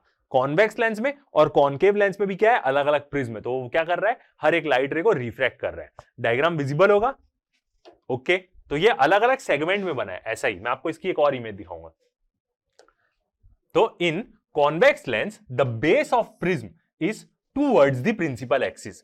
एक यदि कॉन्वेक्स लेंस की बात करें तो उसका, इसमें क्या मानते हैं हम कि एक प्रिज्म कैसा है, उसका बेस ऐसा है, उसका जो बेस है वो प्रिंसिपल एक्सिस के तरफ है। कॉन्वेक्स लेंस में ऐसा मानते हैं, towards the principal axis, and in concave lens the base of the prism is away from the principal axis. यदि कॉनकेव लेंस की बात करें तो उसमें हम मानते हैं कि प्रिज्म ऐसे उल्टा रखा हुआ है, यही सब मिल के जुड़ा है ऐसा एक प्रकार से। बीच वाला तो भले स्ट्रेट होगा बट वो कुछ और उसके सेगमेंट्स के बारे में बात कर रहे हैं। तो ऐसा हम इमेजिन कर सकते हैं कि ये लेंस बनी हुई है बहुत सारे छोटे छोटे प्रिज्म से, तभी वो रिफ्रैक्ट कर रही है लाइट रे को। तो यहां पे आप एक डायग्राम देख सकते हैं, एक क्या है, कॉन्वेक्स लेंस का है ये हमारा, जिसमें छोटे छोटे प्रिज्म बने हुए हैं। ऊपर वाला तो पूरा प्रिज्म दिख रहा है, बीच वाला में ये रेक्टेंगुलर टाइप का दिख रहा है, तो लाइट रे भी सीधा जा रही है। जैसा जो जितना प्रिज्म टाइप रहेगा उसकी लाइट रे उतनी रिफ्रैक्ट हो रही है, बाकी जितने कम होंगे वो उतना कम रिफ्रैक्ट कर रहे हैं यहाँ पे। तो ये डायग्राम आप देख सकते हैं, छोटे छोटे प्रिज्म से बनी है एक कॉन्वेक्स लेंस। ठीक है, अब कुछ डेफिनेशन देखते हैं कि यहां पे लाइट रे जाएगी कहां से, तो क्या होगा, जो चीज इंपॉर्टेंट होगी हमारी इमेज बनाने के लिए। तो सम डेफिनेशंस रिलेटेड टू लेंसेज, ये एक प्रकार का क्या रहता है, बेसिक्स रहता है। तो फर्स्ट हम देखते हैं ऑप्टिकल सेंटर। जो स्फेरिकल मिरर्स होते थे उसमें पोल होता था, जो उसका पोल उसका सेंटर होता था उसके कर्वेचर का। यहां पे क्या होगा, ऑप्टिकल सेंटर होगा। The optical centre is a point lying on the principal axis. Optical centre क्या है, एक पॉइंट है जो प्रिंसिपल एक्सिस में होता है of the lens, directed to which incident ray passed without any deviation in the path. Optical point क्या है, प्रिंसिपल एक्सिस में होता है एकदम लेंस के बीचों बीच, और यदि ऑप्टिकल पॉइंट में कोई भी रे गई तो वो बिना डेविएट हुए क्या हो जाएगी, वहां से निकल जाएगी। अब देख सकते हैं कि इंसिडेंट रे पी क्या हुई, पी ओ में क्या, ओ पे गिरी है इंसिडेंट रे ब्लू रंग की, वो क्या हुई, कोई उसमें डिफ्लेक्शन नहीं हुआ, सीधा वो पास हो गई। सेम ऐसा कॉनकेव मिरर के लिए भी होगा। तो ये एक पहली प्रॉपर्टी हम याद रखेंगे कि यदि ऑप्टिकल सेंटर में कोई भी लाइट गिरी किसी भी लेंस के, तो वो क्या होगी, कोई उसमें डिफ्लेक्शन नहीं होगा, वो सीधा पास हो जाएगी, बिल्कुल रिफ्रैक्ट नहीं होगी वहां पे। ठीक है, i.e. The centre point of a lens is known as its optical centre. मतलब जो लेंस का सेंटर पॉइंट होगा उसी को हम क्या बोलेंगे, उसका ऑप्टिकल सेंटर बोलेंगे। तो दोनों केस में आप ऑप्टिकल सेंटर देख सकते हैं, ओ से यहां पे डिनोटेड है, कॉन्वेक्स और कॉनकेव लेंस के लिए। ठीक है, आगे बढ़ते हैं। फिर नेक्स्ट आता है हमारा सेंटर ऑफ कर्वेचर। अब यहां पे क्या है, लेंस के दो रिफ्लेक्टिंग सरफेस है, तो सब चीज दो दो होगी, सेंटर ऑफ कर्वेचर भी दो होगा। कॉन्वेक्स हुआ तो इधर इधर, इसका वाला इधर आएगा, इसका वाला इधर आएगा। कॉनकेव हुआ ऐसा तो इसका वाला इधर, इसका वाला इधर, हर सब चीज दो दो होगी यहां पे। सेंटर ऑफ कर्वेचर जो स्फेरिकल मिरर में हमने पढ़ा है उसी चीज को थोड़ा सा याद रखिए, समझने में आसानी जाएगी। The centre of two imaginary spheres of which the lens is a part of. ये क्या होगा, सेंटर होगा जो दो इमेजिनरी स्फीयर्स जिससे लेंस बनी हुई है, दो इमेजिनरी स्फीयर से लेंस बनी हुई है, मतलब जो लेंस क्या हुई, दो स्फीयर के हिस्से से बनी है। अब ये यदि पूरा होता तो इसका सेंटर कहां पे आता, और ये यदि पूरा होता तो इसका सेंटर कहां पे आता, ये दोनों जुड़ गए तो क्या बना, कॉनकेव कॉन्वेक्स लेंस बना। अब इसका सेंटर कहीं इधर आएगा, वो एग्जैक्टली दोनों के बीच में नहीं आएगा, थोड़ा दूर में आएगा, और इसका सेंटर भी थोड़ा सा दूर में आएगा, तो दो होंगे। तो the centre of the two imaginary spheres, जब उसको हम पूरा कंप्लीट करके स्फीयर बनाएंगे तो उसका सेंटर कहां होगा, वो होता है वो of lens which is lens is a part are called centre of curvature of the lens. A lens has two centre of curvature with respect to its two curved surface. एक lens के पास क्या होता है, दो centre of curvature होता है। आगे देखते हैं radius of curvature. Optical centre से सेंटर ऑफ कर्वेचर तक का डिस्टेंस वही तो होगा रेडियस ऑफ कर्वेचर, उसका आर। द रेडियाई, अब यहां पे ऐसा रेडियाई रेडियाई क्यों बोलते हैं, फोकाई क्यों बोलते हैं, क्योंकि दो दो होता है इसलिए। The radii of the two imaginary spheres, दो इमेजिनरी स्फीयर जिससे मिलकर लेंस बनी। इमेजिनरी स्फीयर मतलब वो क्या है, एक स्फीयर का हिस्सा है, उसका एक पार्ट, मगर उसको यदि पूरा स्फीयर बना दे तो उसके सेंटर तक का distance of which the lens is a part, एक वो इमेजिनरी स्फीयर जिसका एक हिस्सा है lens, are called radii of curvature of the lens. The radii of the two imaginary sphere, मतलब जो दो इमेजिनरी स्फीयर थे जिसका लेंस हिस्सा है, उन्हीं का रेडियस क्या होगा, इसका रेडियस, उन्हीं का जो रेडियस है वही इसका रेडियस ऑफ कर्वेचर का तक का या सेंटर ऑफ कर्वेचर तक का डिस्टेंस होगा, जिसको हम रेडियस ऑफ कर्वेचर बोलेंगे। A lens has two radii of curvature, दोनों हिस्से स्फेरिकल सरफेस है तो दो इसके रेडियस ऑफ कर्वेचर भी होंगे। सेंटर ऑफ कर्वेचर और radius of, centre of curvature तो नॉर्मल एक पॉइंट होता है, रेडियस ऑफ कर्वेचर डिस्टेंस होता है। दे मे, अब ये वाला पॉइंट, दे मे और मे नॉट बी इक्वल, दोनों क्या हो सकते हैं, इक्वल भी हो सकते हैं दोनों तरफ, या इक्वल नहीं भी हो सकते। कैसे, हमने एक लेंस देखी ना, प्लेनो कॉनकेव या प्लेनो कॉन्वेक्स लेंस, एक हिस्सा प्लेन है और अगला हिस्सा ऐसा कर्व्ड है या अगला हिस्सा ऐसा है, तो दोनों रेडियस ऑफ कर्वेचर बराबर भी हो सकते हैं या नहीं भी हो सकते हैं, वो लेंस पे डिपेंड करता है, याद रखिएगा। हमने देखा ना तीन प्रकार की लेंस जिसमें एक हिस्सा, एक तरफ का सरफेस उसका प्लेन है, बिल्कुल। नेक्स्ट आता है प्रिंसिपल एक्सिस, ये तो हम जानते ही हैं, एकदम सिंपल सी चीज, जो उसके एक्स एक्सिस से लाइन पास होगी। तो the imaginary line joining the two centre of curvatures, दोनों तरफ के सेंटर ऑफ कर्वेचर को जो लाइन जोड़ती है वही is called principal axis of the lens. Principal axis also passes through the optical centre. बिल्कुल, एक कर्वेचर सेंटर ऑफ कर्वेचर से निकली, ऑप्टिकल सेंटर में गई, फिर अगले सेंटर ऑफ कर्वेचर में गई, वही तो स्ट्रेट लाइन होगी उस लेंस की। तो प्रिंसिपल एक्सिस तो एकदम सिंपल टाइप की चीज। ओके, आगे बढ़ते हैं। नेक्स्ट देखते हैं प्रिंसिपल फोकस। ये क्या होता है प्रिंसिपल फोकस के बारे में? तो प्रिंसिपल फोकस क्या होगा, जैसे हमने स्फेरिकल मिरर के बारे में देखा था, वैसी लेंस का होगा। बस यहाँ पे क्या होगा, लेंस के दो स्फेरिकल फोकस होंगे, मतलब लेंस के क्या होंगे, दो प्रिंसिपल फोकस होंगे, जिनको हम दोनों को एक साथ क्या बोल सकते हैं, फोकाई बोल सकते हैं। तो lens has two principal foci, मतलब उसके क्या होंगे, दो प्रिंसिपल फोकस होते हैं दोनों तरफ, क्योंकि क्या है, दो स्फेरिकल सरफेस इसमें जुड़ रहा है, इसलिए क्या होते हैं, दोनों साइड होते हैं। फर्स्ट प्रिंसिपल फोकस, दोनों लगभग सेम जैसे ही रहते हैं और दोनों जरूरी नहीं है कि सेम डिस्टेंस पे हो, क्योंकि हमने लेंस देखा है अलग अलग, मतलब अलग अलग उसका रेडियस ऑफ कर्वेचर होता है। तो दोनों अलग अलग क्या होती है, दोनों की अलग अलग वैल्यू भी हो सकती है या सेम भी हो सकती है। तो लगभग मगर दोनों का काम सेम ही रहता है एक प्रकार से देखा जाए तो। जनरली हम क्या लेंगे, जो भी कॉनकेव लेंस रहेगा उसका हम क्या लेंगे, नेगेटिव फोकल लेंथ लेंगे, और जो कॉन्वेक्स रहेगा उसका पॉजिटिव लेंगे। मेन हम यही लेते हैं न्यूमेरिकल बनाते समय, ठीक है। तो देखते हैं फर्स्ट प्रिंसिपल फोकस, वो सेकंड जैसा भी हो सकता है, दोनों लगभग सेम है। बस ये जानना है यहाँ पे जरूरी है कि दो प्रिंसिपल फोकस होता है एक लेंस का। फर्स्ट प्रिंसिपल फोकस के बारे में देखें, it is a point on a principal axis. क्या है वो, एक पॉइंट है प्रिंसिपल एक्सिस में of lens, the ray starting from this point in a convex lens. अब क्या होंगी, जितनी भी रेज होंगी इस पॉइंट से स्टार्ट होंगी, किसमें, एक कॉन्वेक्स लेंस में, और rays directed to this point in a concave lens. और यदि हम कॉनकेव लेंस में बात करें, दोनों का एक साथ वो बता रहा है। कॉन्वेक्स लेंस के लिए यदि इस पॉइंट से रेस क्या हुई, स्टार्ट हुई, और कॉनकेव लेंस में ऐसा हुआ कि इसी पॉइंट में डायरेक्ट हो रही है। अब दोनों का ब्लू वाला हिस्सा देख सकते हैं, इसमें जितनी भी रेज है वो उसी पॉइंट पे डायरेक्ट हो रही है एक प्रकार से, और यहां से शुरू हो रही है कॉनकेव में, becomes parallel to the principal axis after reflection. दोनों केस में क्या होंगी, रेस क्या हो जाएंगी, प्रिंसिपल एक्सिस के पैरेलल हो जाएंगी रिफ्रैक्शन होने के बाद। सेम जैसे हमने पता है, इधर से आएगी तो वो फोकस में चली जाएगी, तो यदि फोकस से निकली सारी रेस तो वो क्या हो जाएगी, प्रिंसिपल एक्सिस के पैरेलल हो जाएगी, जो आप ऑरेंज वाले हिस्से से देख सकते हैं इधर में। और कॉनकेव लेंस के लिए यदि उसी तरफ डायरेक्टेड होंगी या डाइवर्ज होंगी तो भी वो क्या हो जाएगी, सब प्रिंसिपल एक्सिस से पैरेलल हो जाएगी। इसका ऑरेंज वाला हिस्सा देखें। सेम यदि अपोजिट तरफ से भी होगा तो भी वही होगा यहाँ पे। तो ये क्या है, फर्स्ट प्रिंसिपल फोकस। दोनों, किसी को भी 1 और किसी को भी 2 हम ले सकते हैं, ऐसा है जब हम सॉल्व करेंगे तो बस उसका वैल्यू सही लेनी है। सेकंड प्रिंसिपल फोकस देखते हैं। इट इज अ पॉइंट, ये भी पॉइंट होगा प्रिंसिपल एक्सिस में, point on principal axis at which rays coming parallel to the principal axis. एक ऐसा पॉइंट है, ये तो प्रिंसिपल एक्सिस में एक पॉइंट रहेगा। अब यदि रेस क्या होंगी, प्रिंसिपल एक्सिस के पैरेलल आ रही होंगी, एक्सिस कन्वर्ज कब होगी, कॉन्वेक्स लेंस के केस में। यदि रेस प्रिंसिपल एक्सिस के पैरेलल आ रही है तो वो कन्वर्ज हो जाएगी किसमें, कॉन्वेक्स लेंस में, और passing through it appears to diverge. और एक कॉनकेव लेंस में यदि बात करें तो यदि इसी से पास हो रही होगी तो वो क्या होगी, अपीयर्स टू डाइवर्ज। ऐसे आप देख रहे हैं यहाँ पे जो डॉटेड लाइन से बना है, डाइवर्ज हो रही है। ओरिजिनली तो वो क्या हो जा रही है, पूरी वो हो जा रही है, इधर चले जा रही है। अपीयर्स टू डाइवर्ज है यहाँ पे, ओरिजिनली तो वो फैल जा रही है।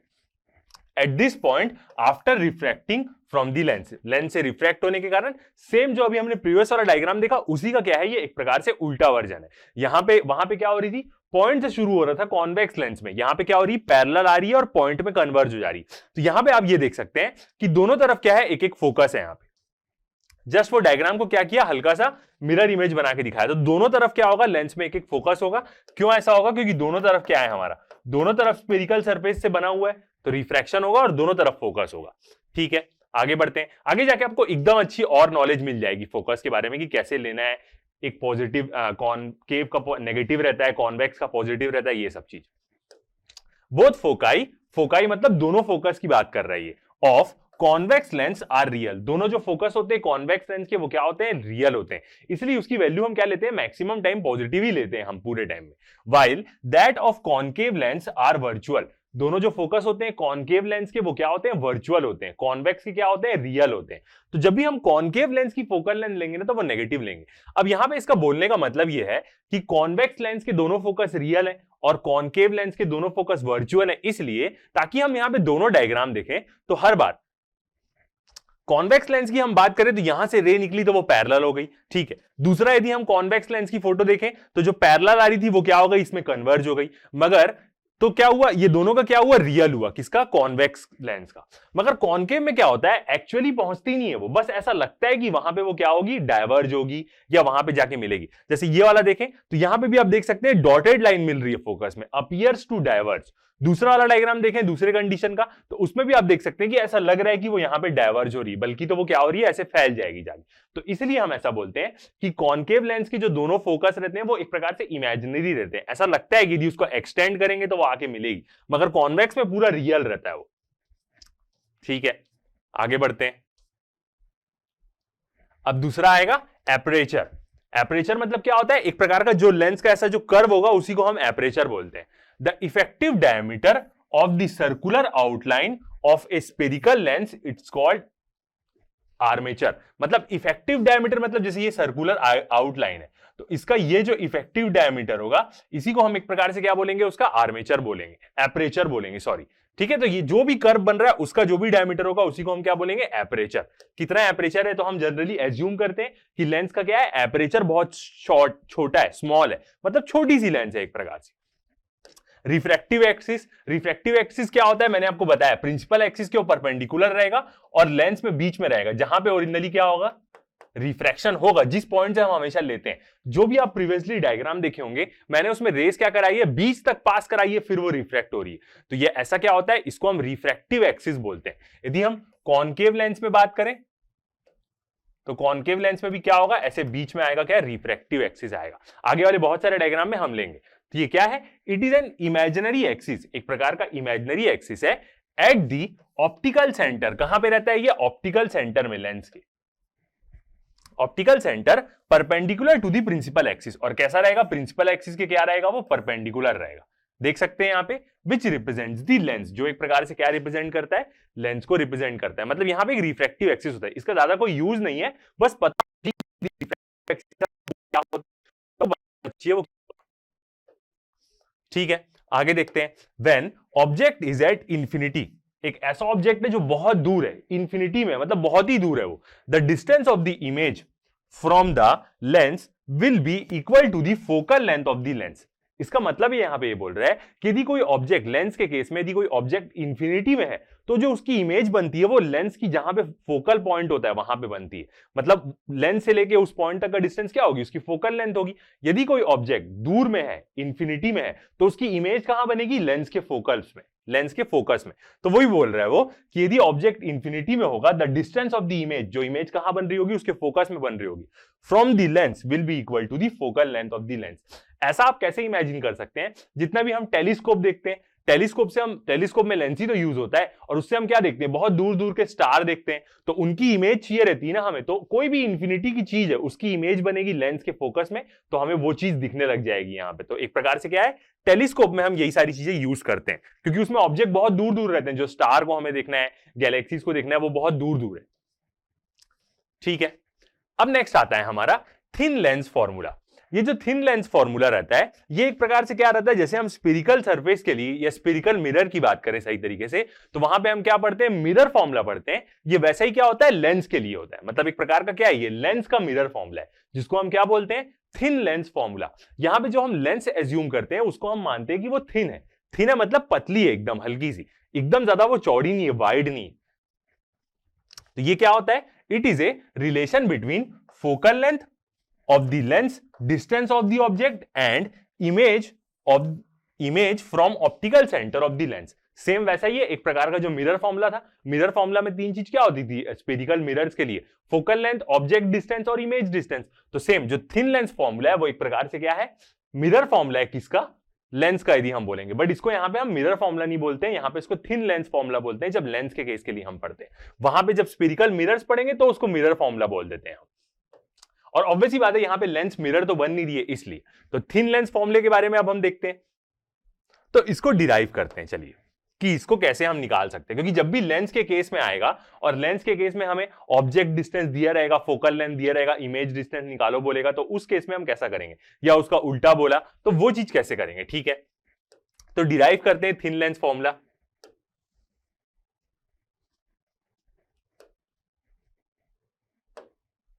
ठीक है, तो हम क्या ले रहे हैं, एक कॉन्वेक्स लेंस ले रहे हैं यहां पे।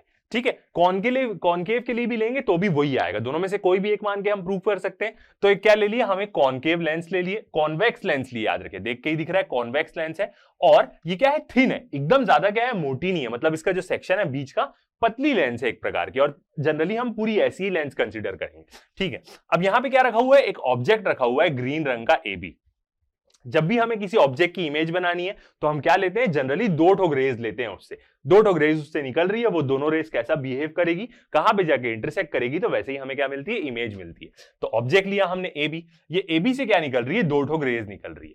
पहली वाली जो रे निकली ब्लू रंग की, वो क्या है, पैरेलल है प्रिंसिपल एक्सिस के, यहां पे गई रिफ्रैक्ट हो गई, रिफ्रैक्ट हुई, और हमें पता है कि यदि लेंस कॉनकेव लेंस या कोई भी लेंस में यदि हम देखें, कॉन्वेक्स लेंस का यदि हम केस स्पेशल बात करें, तो जो भी रेस प्रिंसिपल एक्सिस के पैरेलल जाती है वो कहां जाएगी, फोकस से पास होगी। ये चीज तो पता ही है हमको, बेसिक चीज। तो ये रे पैरेलल आई तो ये क्या हुई, फोकस से पास होके क्या होगी, आगे चली गई। ठीक है, दूसरी रे हम जो लेंगे वो कैसे जाएगी, यहां पे ऑप्टिकल सेंटर में। दूसरी रे कहां से पास हुई, ऑप्टिकल सेंटर से लेंस के, और हमने ये भी प्रॉपर्टी देखी है कि जो भी रे ऑप्टिकल सेंटर से यदि पास हुई तो वो बिना डेविएट हुए चल देगी, मतलब इसमें कोई रिफ्रैक्शन नहीं होगा। तो ये ऑप्टिकल सेंटर से पास हुई और सीधा आगे चले गई, दोनों रे जहां पे आके मिली वो पॉइंट पे हमें क्या मिला, A' पॉइंट मिला, इसी का उल्टा इमेज, और A' क्या बनी, इस ऑब्जेक्ट की इमेज बनी। अब ये इमेज कैसी है हम बोलेंगे, तो ये इमेज क्या है, एक तो रियल इमेज है, ये रियली बन रही है लेंस में, कोई भी डॉटेड या ये हिस्सा आपको डॉटेड नहीं दिख रहा है तो मतलब ये वर्चुअल इमेज नहीं है, रियल इमेज है, और ओरिजिनल ऑब्जेक्ट की वो उल्टी है, तो इसका मतलब हम क्या बोलेंगे, रियल इमेज है, इन्वर्टेड है क्योंकि उल्टी है वो।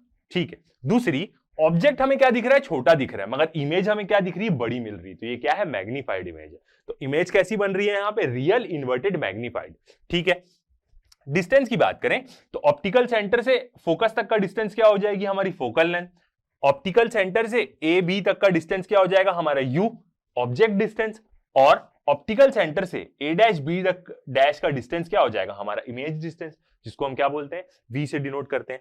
अब यहां से एक और चीज ये भी होता है, ये वाला चीज बार बार क्लिक हो जा रहा है, एक और चीज ये भी होता है कि वो तो उसके ऊपर का हिस्सा बन रहा है, पैर का हिस्सा कैसे बनेगा, लेंस का ये मतलब जो ऑब्जेक्ट है उसका ये हिस्सा तो बन जाएगा, वो हिस्सा कैसे बनेगा। तो यहां पे एक चीज याद रखिए, एक रे क्या होती है, ऐसे भी पास होती है यहां पे, यदि हम देखें तो एक रे क्या होती है, उसके लेग से भी पास होती है, ये रे भी जाएगी जो कि यहां मिलेगी, यहां पे मिलेगी, तो यहां पे भी एक रे बनाते हैं जनरली, ताकि उसका जो पैर का हिस्सा है इमेज का वो भी बने। ठीक है, डायग्राम पूरा विजिबल होगा, तो इसको डिराइव करते हैं। तो सबसे पहले इमेज के बारे में यहां पे लिख लेते हैं कि इमेज कैसी बन रही है।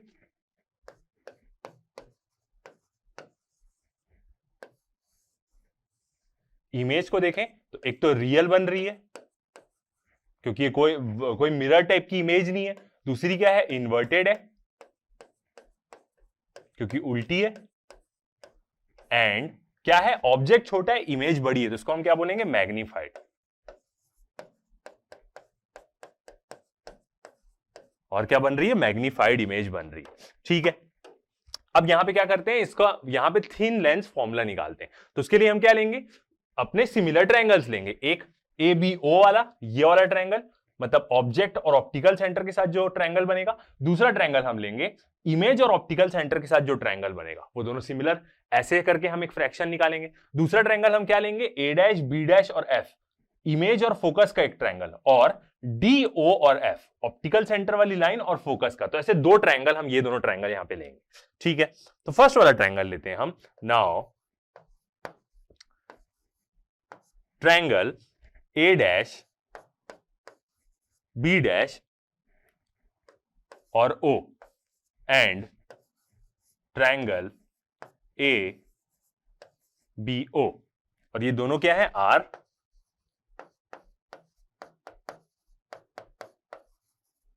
सिमिलर, दोनों ट्रायंगल क्या है हमारे, सिमिलर है।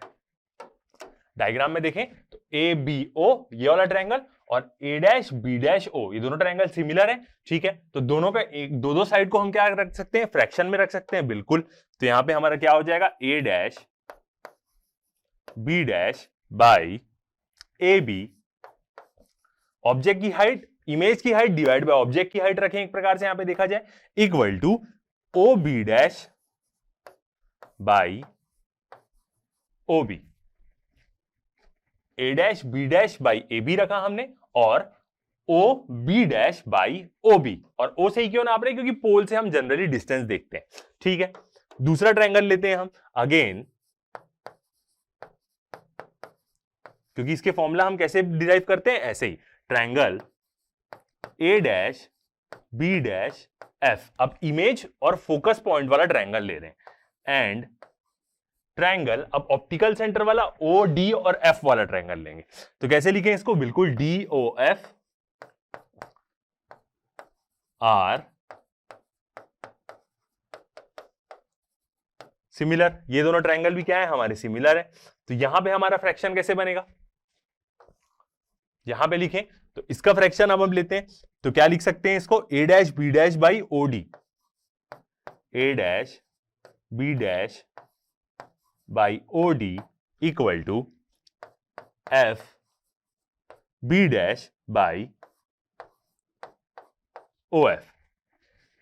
ए dash B dash by O D मतलब ये लाइन और ये लाइन, और F B dash by O F ये दोनों लाइन, ऐसे ही लिख सकते हैं हम, ठीक है।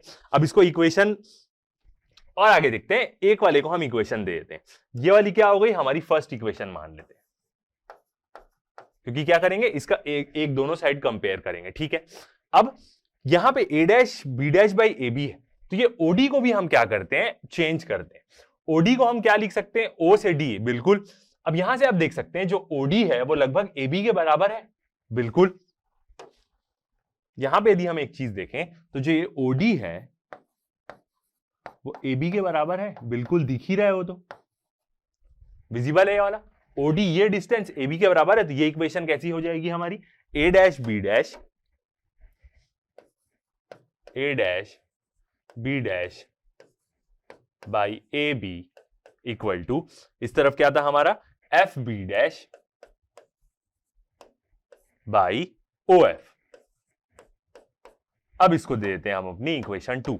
अब दोनों को हम क्या कर सकते हैं, कंपेयर कर सकते हैं।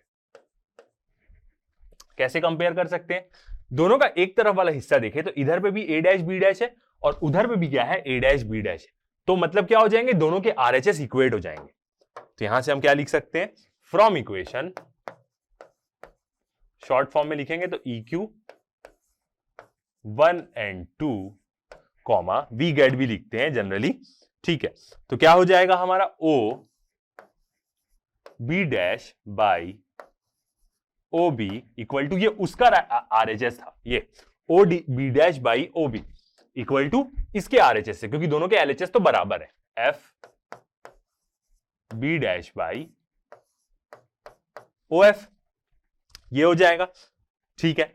अब क्या करते हैं, ये जो एफ बी है इसको हम क्या करते हैं, जैसे हमने सेम जैसे मिरर फॉर्मूला में भी हम डिराइव किया था वही है, एफ बी डिस्टेंस है तो इसको हम बोलेंगे कि all distance are measured from the poles. तो इसको हम कैसे लिख सकते हैं, ये एफ बी डिस्टेंस को O B dash minus O F करेंगे तो एफ बी लिख सकते हैं, बिल्कुल। इतने में से इतना माइनस कर देंगे तो इतना आ जाएगा, ठीक है। तो वही चीज हम यहां पे करेंगे, ताकि सारे डिस्टेंस हम पोल से मेजर करते हैं, वही वाली स्कीम है यहां पे, ठीक है। तो हम ऐसा बोल सकते हैं, now F B equal to F B dash equal to O B dash minus O F, बिल्कुल। ओ बी डैश पूरा यहां से लेके ऑप्टिकल सेंटर तक का, और माइनस ओ एफ, तो इतना डिस्टेंस तो आ ही जाएगा, ठीक है। अब इसको क्या कर सकते हैं, यहां पे पुट कर सकते हैं, तो क्या इक्वेशन बनेगी हमारी, O B dash by O B equal to, F B dash के बदले अब हम वैल्यू डाल देंगे, O B dash minus O F by O F, यही बन जाएगा, ठीक है। अब क्या करते हैं, अब साइन कन्वेंशन डाल देंगे, यू वी ऑब्जेक्ट तक का distance.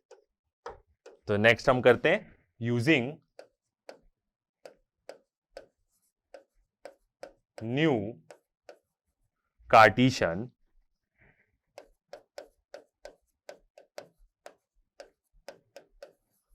Sign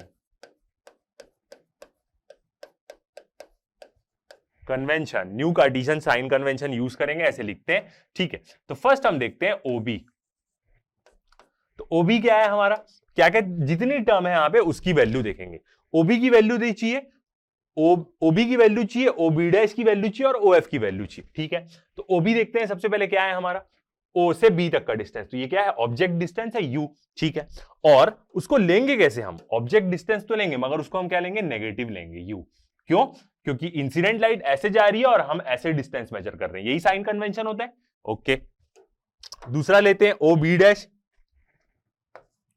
O B dash equal to, अब देखते हैं यहां पे ओ बी डैश, ये क्या है, वी इमेज डिस्टेंस है और इंसिडेंट लाइट ऐसे जा रही है, हम भी डिस्टेंस ऐसे मेजर कर रहे हैं, तो इसको हम क्या लेंगे, पॉजिटिव लेंगे। तो v क्या आएगा, प्लस v, या सिर्फ v भी लिख सकते हैं। थर्ड वाला डिस्टेंस देखते हैं, थर्ड हमें क्या लेना है, ओ बी डैश हो गया, ओ बी हो गया और ओ एफ लेना है, ओ एफ।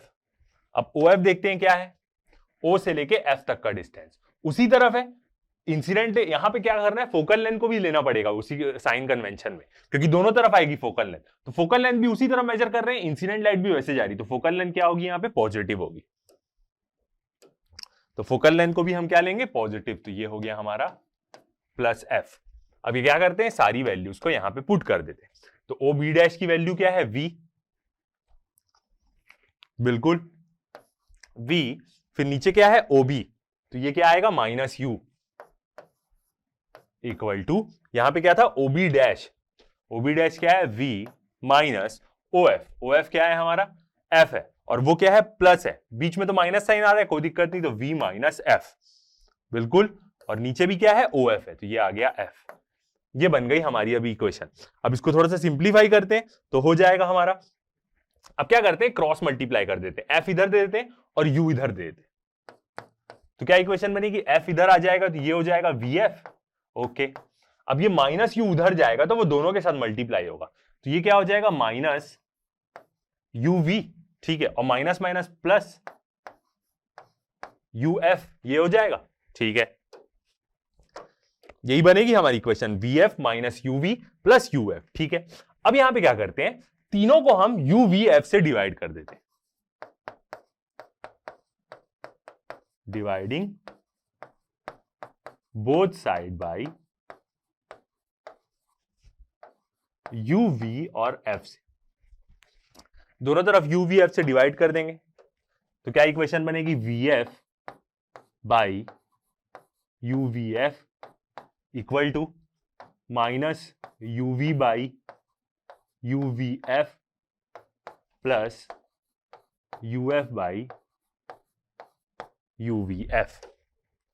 अब क्या क्या कैंसल आउट हो जाएगा देखते हैं, वी एफ और वी एफ कैंसल आउट हो गया, इधर 1 बाई यू बचा सिर्फ, यूवी और यूवी भी कैंसल आउट हो गया, और यहां पे यू एफ और यू और एफ कैंसल आउट हो गया, तो क्या बचा, 1 by F is equal to 1 by U is equal to minus 1 by F plus 1 by V, यही बचा है, बिल्कुल। तो अब बन रही लगभग हमारी इक्वेशन, कैंसल आउट कर दिए, अच्छा शिफ्ट नहीं किए थे ना उसको, ठीक है, तो अपने हिसाब से लिखते हैं, फिर उसको शिफ्ट कर देंगे, इधर क्या आया है, माइनस 1 बाई एफ आया है, ओके, तो 1 by F is equal to, यहां पे क्या बचा है, 1 बाई यू था पहले, सॉरी, और इधर minus 1 by F,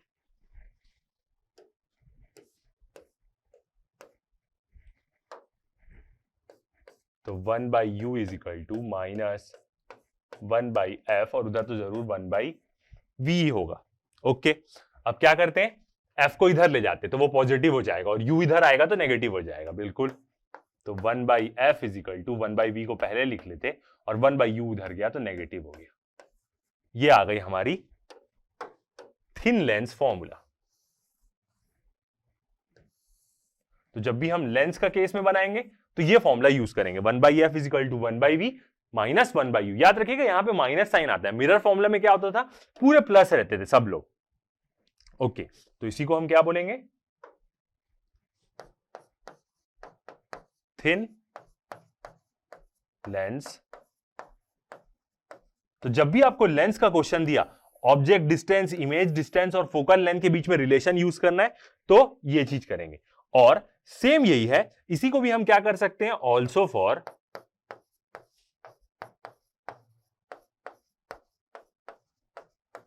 concave lens. Concave lens के लिए भी क्या होगा, सेम चीज, इसको हम प्रूफ कर सकते हैं और ऐसा ही आएगा। ठीक है, और याद रखिएगा कॉनकेव लेंस में क्या बनेगी, यहां पे एक प्रकार से बोले तो वर्चुअल इमेज बनती है।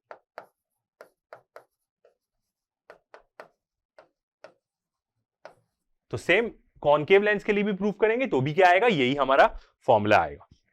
ओके, आगे बढ़ते हैं। अब क्या करते हैं, एक क्वेश्चन बना लेते हैं इससे रिलेटेड। ये क्वेश्चन थोड़ा एकदम अलग टाइप का है और थोड़ा सा अच्छा टाइप का क्वेश्चन है, मगर एकदम अलग टाइप का क्वेश्चन है। और इससे आपको क्या एक चीज नहीं समझ में आएगी, यहां पे आपको लिटरली ये चीज यूज करनी पड़ेगी कि जो कॉनकेव मिरर है उसकी फोकल लेंथ हम क्या रखें, नेगेटिव रखें, तभी ये क्वेश्चन बनेगा। और ये जो क्वेश्चन है इसके कंसेप्ट नेक्स्ट लेक्चर में बहुत सारे आएंगे, जैसे हम वर्चुअल ऑब्जेक्ट का कंसेप्ट, वो क्वेश्चन, ये क्वेश्चन पहले आ गया, मगर इसके कंसेप्ट आएंगे आगे, तो बनाते हैं हमें आगे जाके। तो नेक्स्ट वाला लेक्चर आप देखेंगे तो आपको और अच्छे समझ में आएगा।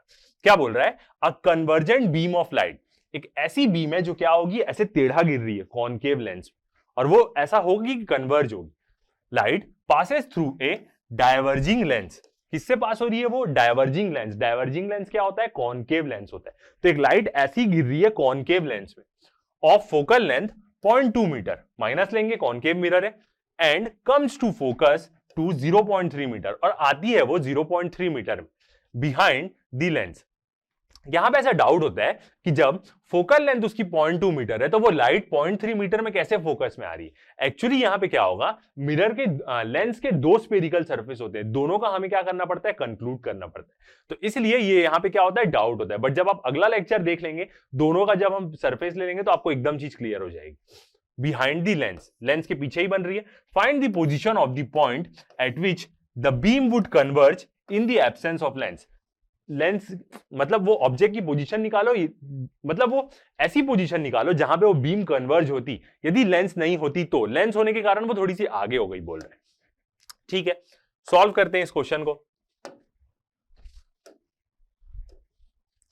फर्स्ट देखते हैं हमें क्या क्या गिवन वैल्यूज दी। फोकल लेंथ एकदम स्पेसिफाइड है, एफ कितना दिया हुआ है हमें, 0.2 मीटर दिया है, और इसकी क्या लेंगे, नेगेटिव लेंगे 0.2 मीटर। क्यों, क्योंकि कॉन्वेक्स लेंस का क्या रहता है, हमेशा वो रहता है, नेगेटिव रहता है, सॉरी कॉनकेव का।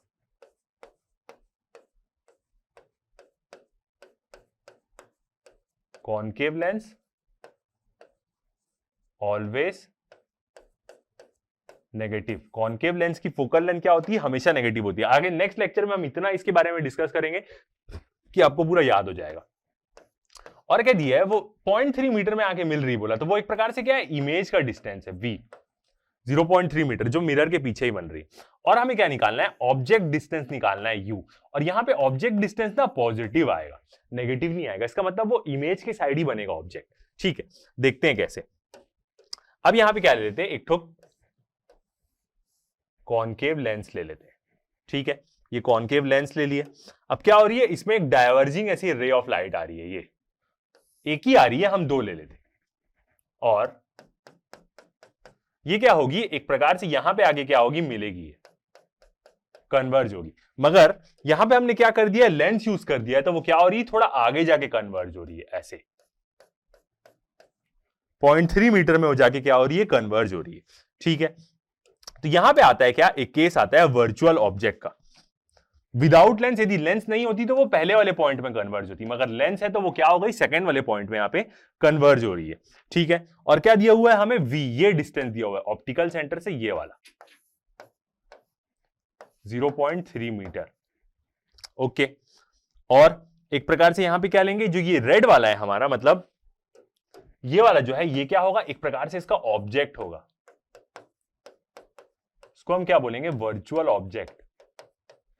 नेक्स्ट वाले डेरिवेशन में तो इसको हम क्या करेंगे, पूरा यूज करेंगे, तो ऐसा केस है। तो अब हम यहां पे क्या करते हैं, अपना फॉर्मूला यूज करते हैं, यूजिंग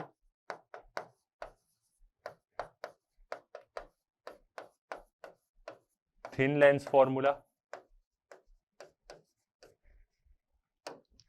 क्या था फॉर्मूला हमारा, 1/f is equal to 1/v minus 1/u। यही है फॉर्मूला, बीच में माइनस साइन आता है। ठीक है, अब निकालना क्या है, यहां पे 1/u निकालना है, तो 1/u को इधर ले लेते, और ये क्या हो जाएगा, 1/v माइनस 1/f, बिल्कुल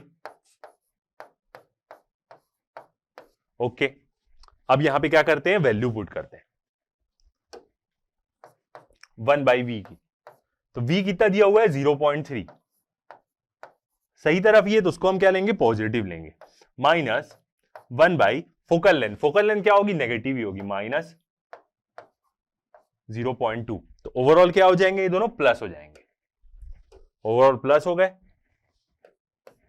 तो 1 बाई यू इक्वल टू कितना आया, एक बार प्लस करके वैल्यू लिख लेते हैं, 1 बाई 0.3 प्लस 1 बाई 0.2, ये आ गया। ओके, अब क्या करते हैं, इसको थोड़ा और सिंप्लीफाई करते हैं। पॉइंट को ऊपर दे देंगे तो कितना हो जाएगा, 10 और नीचे 3, प्लस इधर भी पॉइंट को ऊपर दिए तो 10 और नीचे क्या हो जाएगा, 2 हो जाएगा। ओके, 3 और 2 का एलसीएम लेंगे तो कितना आ जाएगा हमारा 6, 3 2 जा 6 है तो ये हो जाएगा 20 प्लस 2 3 जा 6 तो ये हो जाएगा 30। मतलब कितना आया, 20 प्लस 30 50 बाई 6 आया, 1 बाई यू की वैल्यू। अब u इक्वल टू कितना हो जाएगा, 6 बाई 50,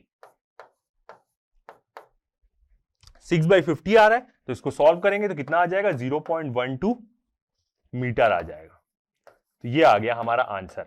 अब देखिए u यहां पे क्या आया है, पॉजिटिव आया है, तो इसका मतलब सही में जिस तरफ इमेज है उसी तरफ ऑब्जेक्ट बन रहा है। यहां पे आप देखेंगे u हमेशा हम नेगेटिव लेते हैं क्योंकि ऑब्जेक्ट हमेशा इस तरफ रहता है, देखे थे, बट यहां पे u पॉजिटिव आया है, मतलब ना जो यहां पे क्या होगा, वर्चुअल ऑब्जेक्ट का केस आएगा। यहां पे आगे जाके नेक्स्ट लेक्चर आप देखिए, उसमें हम पूरा वर्चुअल ऑब्जेक्ट के बारे में बात ही करेंगे, क्योंकि जो लेंस का जो दोनों स्फेरिकल सरफेस होता है उसमें से एक पहले इमेज बनाता है, फिर उसको दूसरा वाला यूज करता है, तो ओवरऑल इमेज बनती है, ऐसा होता है। तो इसी के साथ क्या हुआ, ये वाला क्वेश्चन हमारा सॉल्व हुआ।